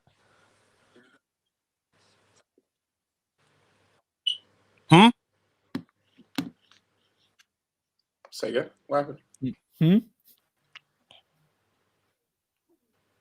What happened? Oh shit. Yeah, what? I didn't really hear what you said, Omar. I didn't say nothing. You're stuttering, Shaq. You know what? Everyone's got two enemies in 2020. It's COVID and their Wi-Fi. Wi-Fi is a disease right now. Can you hear us? I'm going to the toilet. Wait, can everyone hear me? Yeah. Yeah, we can hear you, bro. Yeah. We can hear you, bro. Can you hear us?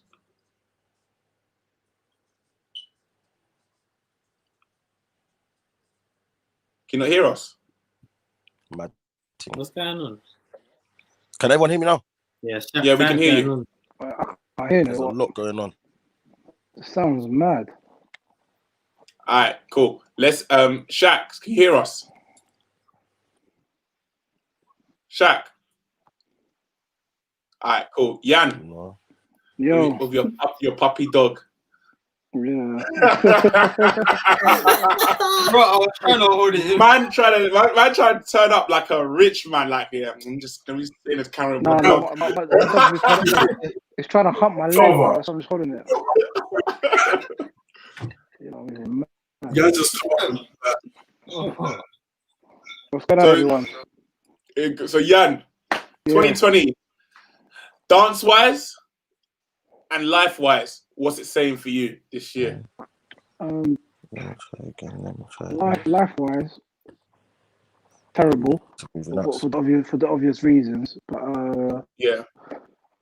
Dance wise, I agree with what Kirby was saying. I think it's allowed people to just breathe and just not be under deadlines all the time. I feel like dance wise, like you do one show, then you're on to the next thing, then you're on to the next thing.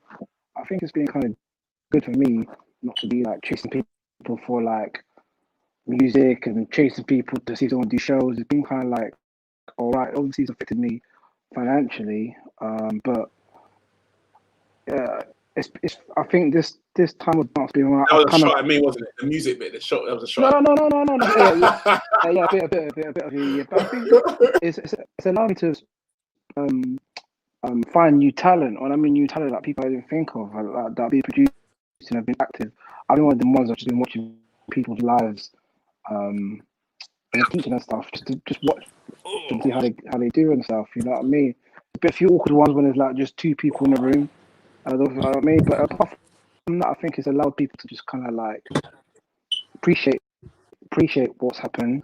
I feel like obviously around about that March and April, I just feel like the whole Black Lives Matter thing, I think that went a bit left. I just feel like a lot of dancers don't know what they're doing in the sense of, you know, I feel like, you know, everyone here is a young and talented and we're all positive role models, and I felt that when everyone started jumping on I don't need the word bandwagon, but in the sense of the Black Lives Matter, a lot of people were angry and I get it. I just felt that the negativity was just, I think we came together, you know. I mean, I felt that we was all like, it's a weird one, isn't it? I thought it was all together, but then I feel that it was all against each other. So it was one of them ones. So even the whole situation of man trying to call man out and people jumping in the bandwagon, it's crazy, because for people we got to the stage where we came together, but then we pick and choose when we want to come together. So like, even the thing that with what happens to diversity, you know, the whole nation went against them, and I just felt like no one from our scene kind of backed it. No one said nothing. But we're in house when someone's getting accused of something, or if someone's getting brought out, we all show energy. But when people who represent what we love to the fullest level that the whole nation's talking about it, I just felt we didn't come together and support the movement. It's not about me being friends with the other people, it's about us picking and choosing when we get together. So that was the only downfall for me, the dance community wise. But I've been loving what Sean's doing with the pop-in, what Dylan's doing, what the video he released with the black and white, and what Shaq's doing with his pumping group as well. So it's allowed time to breathe in it, and I just feel like next year when the doors do open, I think we just sort of start appreciating each other, and I feel like more of us need to start messaging each other and saying, well done, you know what I mean? Even like GD, I don't know if it's GD&D's latest videos or my man's video, I inboxed him and said, you know what, send me that, let me post that, because I was feeling it, you know what I'm saying to you? So that's what I think it is. So that's my whole, don't know if I answered the question, but that's what I think it is. I think we should just, when the doors open, we need to come together and be a force instead of, you know, I don't know, just focus on the negative stuff. So apart from that, 2020 has been good. dance-wise in the sense of me recognizing talent, and obviously personal experience has been the worst, but there's always next year. So I hope I've answered your question. Yeah, no, 100%, bro. I mean, obviously, I know the stuff that you went through this year. It's probably it's the worst that anyone can go through. And dance-wise, obviously, I can guess. I think one thing I'm getting from everyone, dance-wise, this scene, there was a time for growth in ourselves and reinventing something. I think we spent too much time. Mate, I don't want to talk for everyone. I can say for me, I spent too much time procrastinating, knowing that this is where the world was going. And because I didn't have to do it right now, it was like doing a school exam. You know tomorrow you got the exam and you should prepare for it. But you're like, don't worry, I've got time. And then your teacher goes, yep, everyone, you're doing a test. And you know when you get your teacher every time, I don't know if anyone experiences this. Teacher goes, yeah, you're doing it today. And you're like, wait, I thought we had to do it on Tuesday. I think that's what happened with this pandemic. Having to learn to adapt digitally and all that stuff.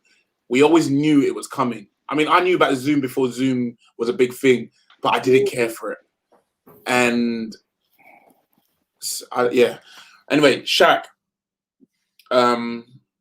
you back, brother?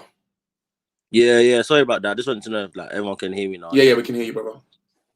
Yeah. So what I was saying was, I think I only done like 2 things dance-wise, if I can remember. The video and this thing that I just did the other day. And then I was just doing a lot of labs through Zoom with like the Crump lot and all that kind of stuff. I didn't really take any form of online class. I did nothing like dance-wise. I did not want to, if I'm being totally honest with you. Like, I didn't want to do anything at all. I was more focused on like my mental and my physical, and like trying to find other ventures. I think this year, I don't know about everyone else, but for me, mainly, it kind of helped me understand that like at any moment things can just like go left. So always try your best to like plan ahead. And like with that being said, I kind of took the latter months of the year to speak to like various people and come together and like do certain things. So me and like Keanu and like Lisandro, like we got something coming in the pipeline. Myself, Glenn Hudson, Oliver Engley, and another person called Harlem. We got some other stuff coming up in the pipeline. Gambino has got like some other stuff coming up in the pipeline as well. So is GSB. So it was more about just using this time to plan really, rather than do anything, so that like when 2021 comes and all the years after, we just execute everything. But yeah, this year I was mainly more focused on fitness and health. And obviously, if anyone saw, I was like a personal trainer for Pure Gym for like a brief moment. That kind of obviously went left because of COVID and all that kind of stuff. So yeah, like life-wise, it was really about me just connecting within myself again, finding me, who I am. I felt lost, if I'm honest. I was kind of just like in limbo land. I didn't know what to do. I was like, yeah, like I want to dance, but I'm not on it. The kind of like fire and that was like dying for me. So when I was seeing like people like attend classes and all the stuff, like when they were able to, I just weren't on it. Like I didn't go to like any of like rehearsals for like any of the groups or collectives that I was a part of. I just weren't on it. But if you throw a 20 kg dumbbell at me, I'll be like, yeah, I'm involved 110%. Like, yeah, my mind was just working in a different way this year. So, I mean, in terms of like dance, 2020, I didn't really do anything with it. In terms of like life, I'll say it just helped me prepare myself for the things that are going to happen from next year onwards, really. Yeah, that's it. Obviously, like being able to spend more time with the family and stuff like that, because like this time last year, well, not this time last year, but earlier on last year, I lost my nan. So this year it was kind of more just like me appreciating life a lot more, because again, like I said, at any moment it can go. I didn't really get to see like my family as much, obviously just like anyone else probably, because of this nonsense that's been going on. So I really just spent a lot of time within myself, and just my weights, really. I did, like, I wouldn't say like not charity work, but I did like volunteer work with my local youth club. I gave them some of like my weights and my dumbbells and that for the gym. I spoke to the manager there.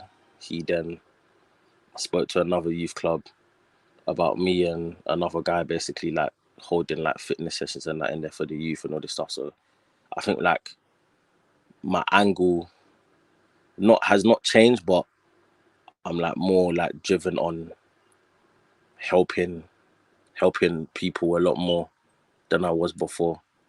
I kind of took like a back seat on everything. So D15 and stuff, they never saw me around. Like war, I was there like once or twice. New movements, I was hardly there. You get what I'm saying? So there was a lot of things that I kind of like took the back seat off, because one, I didn't want to be there, and two, I just wanted to like focus on other things. So yeah, man, that's really my 2020, to be honest. Just all over the place. Wow. I think, listen to everyone, 2020, I mean, the last thing I was going to do before we finish today was ask one good, one bad. I was going to go around do it individually or say what was reviewed, but I think 2020 has definitely left an imprint that on everyone that no other year is ever going to leave like this year. Regardless whether you've lost someone or not, it's definitely left an imprint. Does everyone agree with that? Or Yeah. It's 100%. I think the question is not even whether you got you 2020, I feel, has left everyone, no matter who you are, whether you're someone who's homeless or you're someone who's never had, has left you in a place where you now have to grow in 2021. You haven't got a choice. You have to upgrade. It doesn't matter if you're a homeless person, you're upgrading to a freaking pillowcase. You know what I mean? Like, everything is that deep to the point where your upgrade is now imminent. It has to happen, because 2020 has put us all in a place mentally, financially, career-wise, somewhere where it's so unforgettable. You will need to grow within yourself. It doesn't have to be prompted. You don't have to now also take 100 different courses, but you're going to have to grow within yourself in some way, because there's no way you're going to want to stay in 2020 in 21. Do you know what I mean?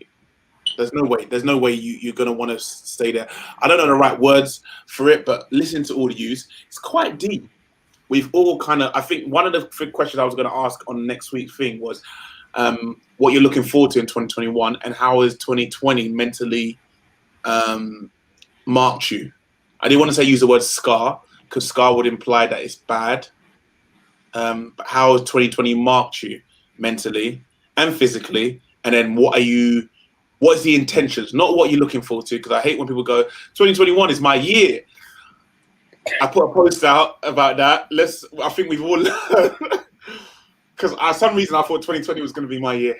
And I learned the hard way. And you know what? I knew something was wrong with this year when I was at a competition with everyone, and then I got a text message through, like it was normal, Kobe Bryant had died. And I went, what? And everyone was like, yeah, Kobe Bryant died in a helicopter crash. That's when I went, this year's yeah, I was like, this year's, you know when I knew 2020 wasn't right? When Kobe did not move and he freaking won a solo. He didn't move. He stood still for a whole freaking minute. and he won. He stopped. He stopped. On aura alone. I saw that, Kobe. You're cheeky, you know, for doing that. But he won. So He danced every round and then he stopped and just stood there. And you were waiting. You know when the beat goes boom, boom, boom, boom. That's what you expect it. No, nothing. And then even when he came back into it, he didn't even come back hard. He went. It was like he went, like, you know, have you ever seen Star Wars when you get put into the cryogenic Solo gets put into like the freeze, the whatever. Han Solo. Yeah, Han Solo, and he gets frozen. And even when he comes out going, oh, he comes out with reaction. Kobe just went, yeah, okay, cool. Let's just go. And then he won. That's when I knew this year is gonna be fucked. This year is gonna be fucked. If man don't do nothing in a solo, and in the same day I'm finding out Kobe Bryant dead, and then I'm hearing, oh no, but don't worry, his daughter's all right. And then later on, I'm hearing, oh no, she was in the thing. I'm like, this year's a write-off. This year's a write-off. Bro, you know when I knew that this year was going downhill for dance? It was when Move It started getting postponed. It was when Move It started happening. I remember that. I remember that. Wow. I remember that message because it got cancelled the day before. No, Move It was surreal because Move It got moved. If everyone knows, like G-pop and Move It got moved like twice, man. They rescheduled like twice. It was just like, yeah, it's happening. They moved the date. Then it was like, yeah, it's going ahead again. Then it was just like, no, it's not I'm gonna be happening. honest. I'm gonna be honest with you. I tell you when I properly thought, okay, this year's done. When I kept on chatting. I remember I had a go at a parent. I said, what do you think Kobe's going to do? He's going to turn everyone to zombies and kill everyone? Listen, and we're going HHI because if the Olympics moves, yeah, when Olympics moves, then obviously there's something wrong. But the Olympics haven't moved, so we're doing HHI next week. We announced the Olympics is moving. So, hey. Oh, we're going to be in this for a long time. Oh, shit. I humbled myself. This guy's attitude to COVID in the beginning there, I don't think it was. Omar's attitude. No, I believed in COVID. Ask Kobe. I believed in COVID. I just believe. I didn't believe it at all. I can't lie. I was the one. I didn't believe in it. Oh, no, you know what? It was Kobe. Yeah, I was the one with the mask. Remember, I had the mask, and everyone was taking a piss out of me. Look at you all now, huh? Everyone, I'm gonna find that Insta.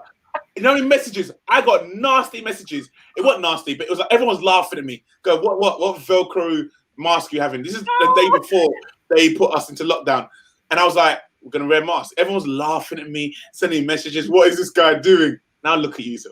Now look at everyone. Everyone wearing masks regularly. No. Omar, can I say something? Yeah, brother. I think, yeah, obviously, again, this is just a personal opinion, so it's like open for discussion. I think in 2021, I feel like everyone should use everyone to like their strengths. I think this year kind of taught everyone that you kind of need everyone, like in some way, shape, or form.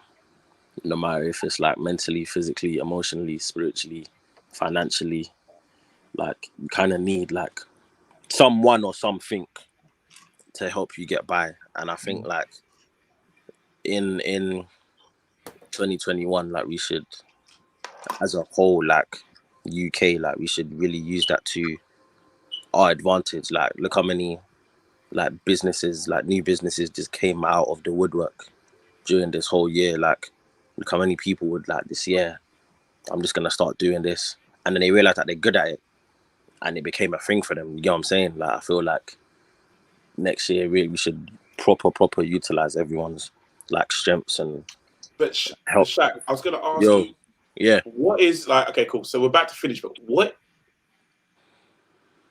how do we do that? Because obviously that's the final thing. I was going to just put the nail in the coffin, not nail in the coffin, but to finish this off as a dance scene. How do we move on? Because I feel like we as a scene, we're not. We talked about last week. So last week I think was about toxicness. We as a scene, we're not as cohesive as we want to be, and I think that's what exposed it to me when I saw how we were very selective, on how we treated one another. Yeah.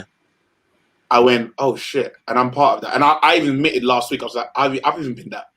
I've even been that person. I didn't think I was, but 2020 made me realize even I've been that selective sort of character. My Instagram helps me let me know that I've been selective because it picks to show me on my Explore and stuff what I want to see. Do you get what I'm saying? So like, yeah. So how do we move forward, bro? I think personally, it's at first, well, like for me, I looked like internally before I looked externally. So I looked like within myself, and then I looked at the people around me. So similar to what Bismarck said. So Bismarck said before you came, Bismarck said exactly that. He said, we need to. One thing, we've been given so much to everyone. We need to start learning to look into ourselves and feed ourselves as people. Yeah. So I did that, and then I was just like, same thing. Like I said to Mali, I was just like, listen, like sometimes you just have to say, F it, I'm gonna do it. So I basically did the same thing, and it basically got to a point where, again, like I said, like me, Keanu, and Liz are basically creating a lifestyle brand for the scene, but it's for like everyone as well. And then myself, Oliver, Glenn Hudson, and Harlem, like we're coming together to create this like visual arts collective, which is a combined of Gambino, Definitives, and D15, like all three groups in one thing. So like I think it's just a thing where it's like if everyone is on the same wavelength, you can't really say no to it because you all have the same, like your mind is all working the same and you all kind of want the same thing, whether it's just like help others or to do this or to do that. There's no harm in reaching out and saying, rah, like I got this, like do you want to be involved in it? I think that's something that like we don't like doing. We find it very hard to do that. It's like, yeah, I'm gonna do it with myself and my people, so everyone else outside. You know, it is because Shaq. It's because when people have done it before, they've probably been shut down. I don't. Anyone here been in that situation where you have reached out to someone, thinking, okay, fudge it, let's work with people, and then it's not even been shut down. You've been not disrespected. That's the wrong term. Disregarded. What's the right term? I don't know. Matt, you know what it is? Sometimes with working with people see themselves too much as a brand. Like, I'll give an example. Omar, when we did London, yeah, I'm not going to name names because it's not that type of thing, but a lot of people dropped out of this. We did a mega crew and we had like male dancers from all the crews that were around. Can I show the video? I've got the video. You keep talking. I'll show it. Go on, carry on. Yeah, man. I want to see this full video. A lot of people dropped out of the project because either they didn't have faith in it or they thought we weren't going to win, so they wanted to keep face. And in the end... Kobe, we know what that's like, don't we? 35 man was like 15. Wait, Bismarck, what set was this? Was you lot wearing black and white? Yeah. You beat IMD as well. You even beat your own crew. Look at you, man. I beat my own crew. I got gold. I remember I was cheering. It was peak that year, you know. I said to J-Funk, I don't want to lose to IMD. we were like this. How do you think I felt? I was like, I will never live. They will never let me live the day. You think Corey will ever stop talking? And that's nothing personal, boys. It's just like, it's real, innit? When I compete, I want to win. And I hope you guys do as well. It's not about, I'm not trying to be modest. If I compete, I want to be first. I want to be the best. So I really wanted to take out everyone that day. But also, just because of the way the rehearsals had been going, we weren't sure. It came together right at the end. So I'm not going to lie. And you guys are more cohesive as a group. Talking from experience from being in other crews, you can see you guys are 24/7 there. With our rehearsals, people weren't showing up. We were having rehearsals in different places. Like, I'm not trying to hot the thing up because obviously it's going to be up on YouTube. But it was very up and down in terms of level of commitment from everyone in the crew. So it was a very hard set to pull off. I jumped in late. I didn't think I was originally supposed to do it. I think I came in late. But I remember the first. I've still got. I think I'm going to find the footage for it. I remember having the footage for it, and we had certain people. I know who you're talking about anyway, but we had certain people and they were teaching routines and everything. We were all in it. And then at some point, people started dropping out left, right, center. And I remember being quite frustrated because I was like, I'm the one who's got least capability to do it, because at the time I had Got to Dance doing, I had BGT with Lauren and Terrell, and I was trying to come in and out of choreo. And I was one of the people who couldn't come in. And then they gave me the ending. I remember when Glenn put it on me. He put it on me.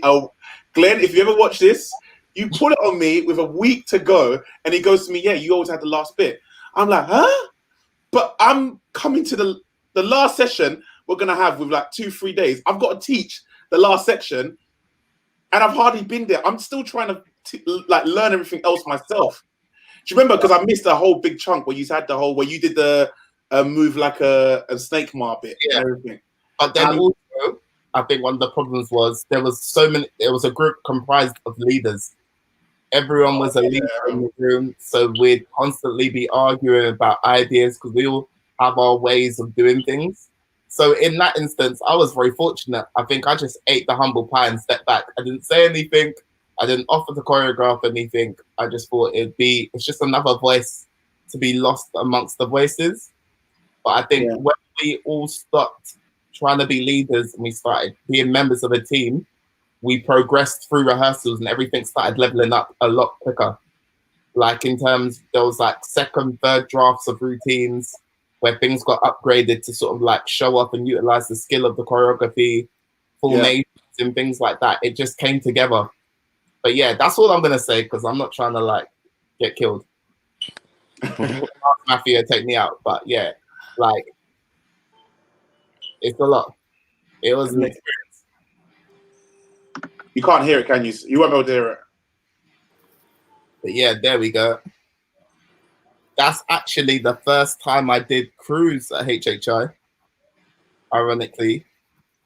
Oh, why you got a hat on? Say again, sorry. Why have you got a hat on? Why have I got a hat on? They forced us to. They forced us to. Yeah, we were wearing hats, remember? Nah, bro, I don't remember, but now you said that, it makes sense. You're wearing a hat. Oh, no, only a few of us are wearing hats. What? No sound now? Yeah, it doesn't work on StreamYard. They don't allow you to play sound on external videos. I guess it's because of the thing. Is that twist at the front? Yeah, twist. Why do I feel like I've seen this? I haven't seen the full set. Stefan crashed it, yeah. Is this not on YouTube? No?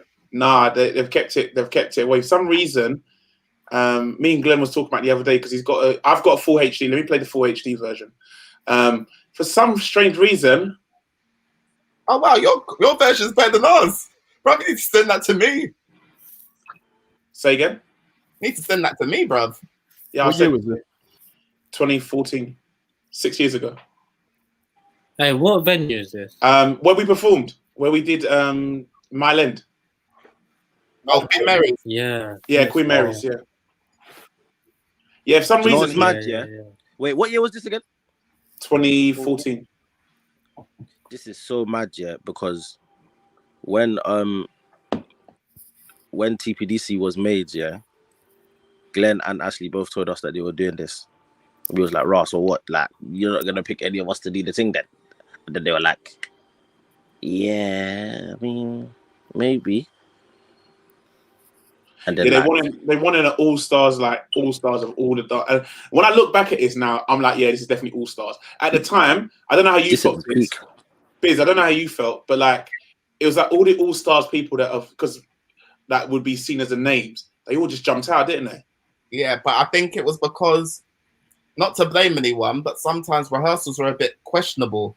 Yeah, it was. And I think what people, because there was a couple of times when even for me, I was a bit like, it's not the choreography, it's just the energy of the people in the room. I feel like some people were too openly missing rehearsals. Yeah. And because of that, it was like, it made me doubt the process. Especially, we were traveling like an hour. We were traveling like an hour and a half, 2 hours. Do you remember we were traveling? Oh, so for anyone who doesn't know, or Kobe, you know where? Do you know where India lives? Yes. Yeah, that's where. Yes, that's where we were going. So for people like me and Biz and that who live in East and everything, these journeys were like, it was a minimum an hour and a half to go. We're spending longer traveling than we're spending in the rehearsal. Yeah, I would travel for far, and I remember it would take me so long, and I'd be there for an hour. This is what I'm saying about commitment. Use lot won't travel. Some of you lot won't even travel. If it's not more than 2 hours, you'll be like, yeah, I'm not coming today. But like, yeah, we would travel in these places, and it'd be like an hour, or I'd get to a lot. I remember, do you remember when I got there one time late? It's only like 30 minutes late. There was 30 minutes left, but I would turn up anyway. I think I was coming from a Got to Dance rehearsal. Yeah, I just came anyway. I was like, yeah, I'm gonna be there. But it was very much self-contained rehearsals, boys. Like Omar would show up late, and I'd pull Omar aside and go, "This is what you missed." Yeah, literally. What we're doing, and it was kind of like there was so much stuff happening. It's kind of like you just need to know what you're doing for yourself. You can ask a question about positioning, but just practice what you need to practice. Because as much as we're all doing different things, it's like you've got to kind of make sure you know what you're doing for yourself. Yeah, so now obviously for people like Lamar and Kamani and that who see that as how I act, you can see this is like in the dancer's DNA. Obviously for you, Shaq, because you was some of these people that you danced with some of them, didn't you, Shaq? So so you notice that DNA of being like if you came in late, there was none of this. Like Kobe, you know where people come up to you as a teacher and go, "Yeah, I missed last week." You think I got up to Glenn? You think I literally got up to Biz. I got to Sims, Jordan. Like, what do I need to know? Do you know what I mean? Like, This is my bit. It was my section. But like that stuff was like a known rule. Like if it was late, you don't go and say, "Oh yeah, what do I do?" You don't stand there. You didn't stand in a corner. You didn't stand in a corner and just sit there and wait for someone to help you. You came out. Where do I need to go? And you had to know what you're doing. You did when they went. I was running it. I would run it like I'd been there for the last 3 hours, and I'd be dancing like I knew what I was doing. I was thinking, okay, I've got to get this shit quickly. Do you know what I mean? Like, yeah, it's peak. What was the name of the group? London. It was literally called London. Okay. And for some reason, I was speaking to Glenn. Literally, I was speaking to him yesterday, and then I was speaking to the day before. And we were talking about this, and we were saying, I said to him, like, why are we not releasing it? For some reason, we're just not releasing it. Who's the founder of the group? Glenn. Or Twist Impulse. Okay, Glenn and Ashley. You know what? There was some. I don't know, Biz. I don't know if you feel the same. There's something about our generation about releasing footage. They just don't like to release footage. You know what? I've had to deal with that. I struggle. Maybe it's because there's a whole plagiarism thing. I think our culture or our generation of dance was you man are in the generation, where it's like if you weren't there, then sorry, innit? Whereas us lot, it's like raw. Like if you weren't there, we'll still show you what you missed. Where you man is just like, you weren't there, so you missed what happened, innit? But Shaq, Biz, do you think the reason why you think differently is because we also film? Do you think that's why we think differently to everyone else about our generation? Definitely. But then also it's also swallowing your pride as an older person from a different generation and accepting that things change and things evolve. A lot of people sometimes are just stubborn and can't deal with change. Like our social dances are our social dances and they're the best social dances. Or our hip hop's the best hip hop, which it is, but let's not get We said this last week. What if the olders took on the youngers and smoked the battle? If you go back to your other podcast you did about top 10 best choreographers, our top 10s were completely different to your top 10s because what was nostalgic for us isn't nostalgic for you because it doesn't correlate with you because you don't know it, if that makes sense. But can I just quickly say our top 10 choreographers are better than their top 10 choreographers? Our top 10 Hold on. Wait. Can you guys even recite our top 10? At least everyone mentioned, I think, at least maybe 4 people in my top 10. But mind you, the 4 people they mentioned in the top 10 were probably the people that are still working and that have transcended 2 or 3 generations. They're the dancers that kept going. A lot of people probably will mention, say about 2 or 3 of them probably don't even dance anymore. and we still put them in the top 10 because of this. I also Because think in the top 10 though, it's awkward because if you're not dancing now, how am I supposed to know you? exactly, but that's Like, just for one of example, the. in that video that Emma just showed, like I saw some familiar faces that I've known, but then I also think, oh, like, who the hell is that? Like, but yet these lot were dancing just like 6 years ago. But yet I know people from when it was 6 years ago that were in that set. Like I think I saw some guy. I think he's singing now. One of the guys I think I saw. Yeah, like I'm not gonna know them if they're not working now, or if they haven't put out anything that's so iconic that can't be missed by any generation. Yeah, but then I think our generation or this generation has a different way of interpreting video. It's not necessarily about the dance, it's about the visual, it's about the way in which it's represented. So it's no longer like who's got the hardest moves. You could be hard as hell. If you film it on your phone, it looks a bit booky, no one's gonna care. Because the quality and the level of presentation has gone up. So now when we're watching videos, we expect 10 4K. We expect someone using After Effects. Yeah. There needs to be a certain level of professional etiquette. The And that's production level has gone up.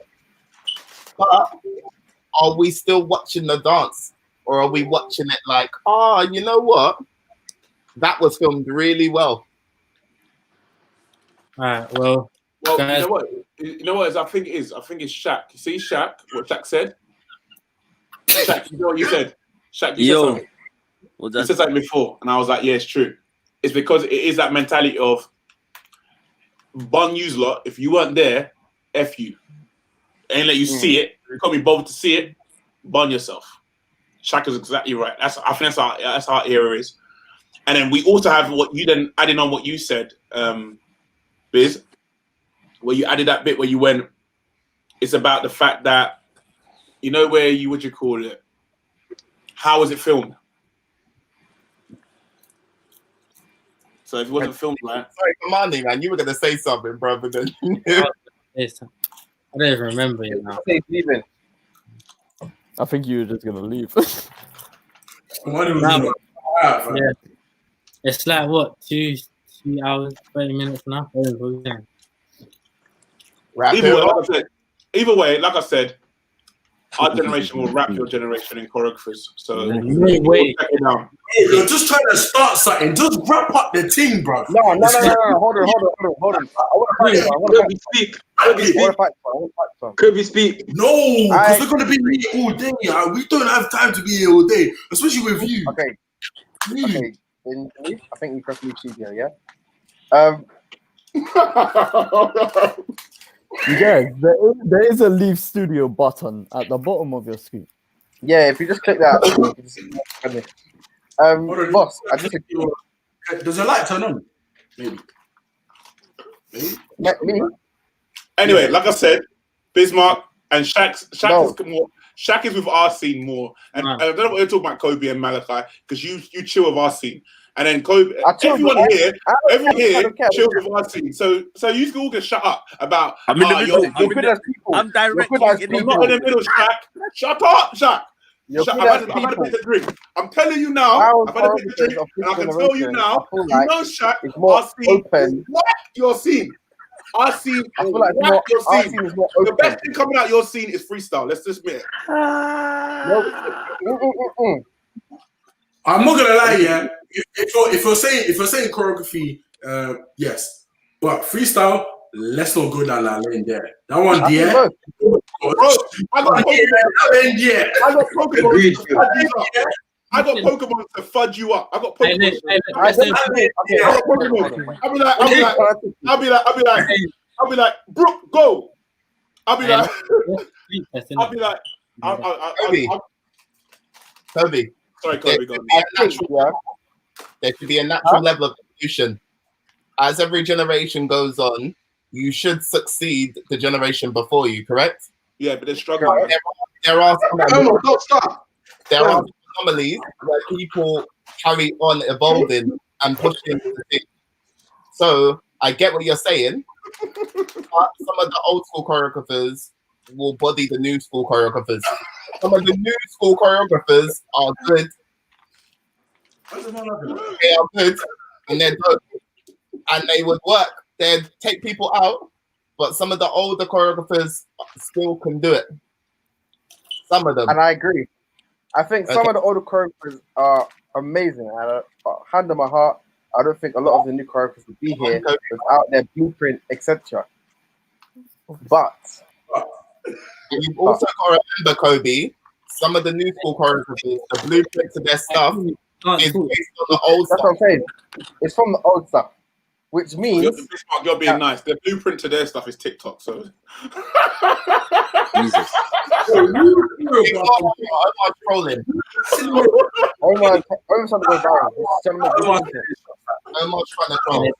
watching that green juice that you're drinking, man. Well, everybody, thank you very much for the podcast. It's been an amazing show today. For those of you who don't know, we've got an IMD reunion Zoom happening tomorrow, Christmas Day. I believe it's at 12 o'clock. So feel free to join. 12 o'clock? Or like midday? Yeah, I told you. Yeah. I put it out. Who's used? My name isn't used. My name is Jack. I put it out there. Either way, we ended off by saying 2020 was a complete freaking disaster. I'm not talking. Brazilian. I'm gonna end you. Carry on.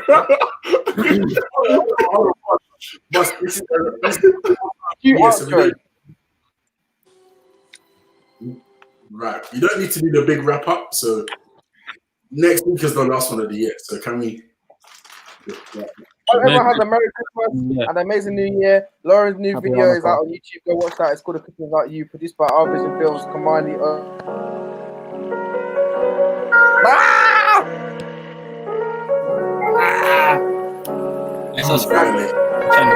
So you could make a new intro, but not a new outro.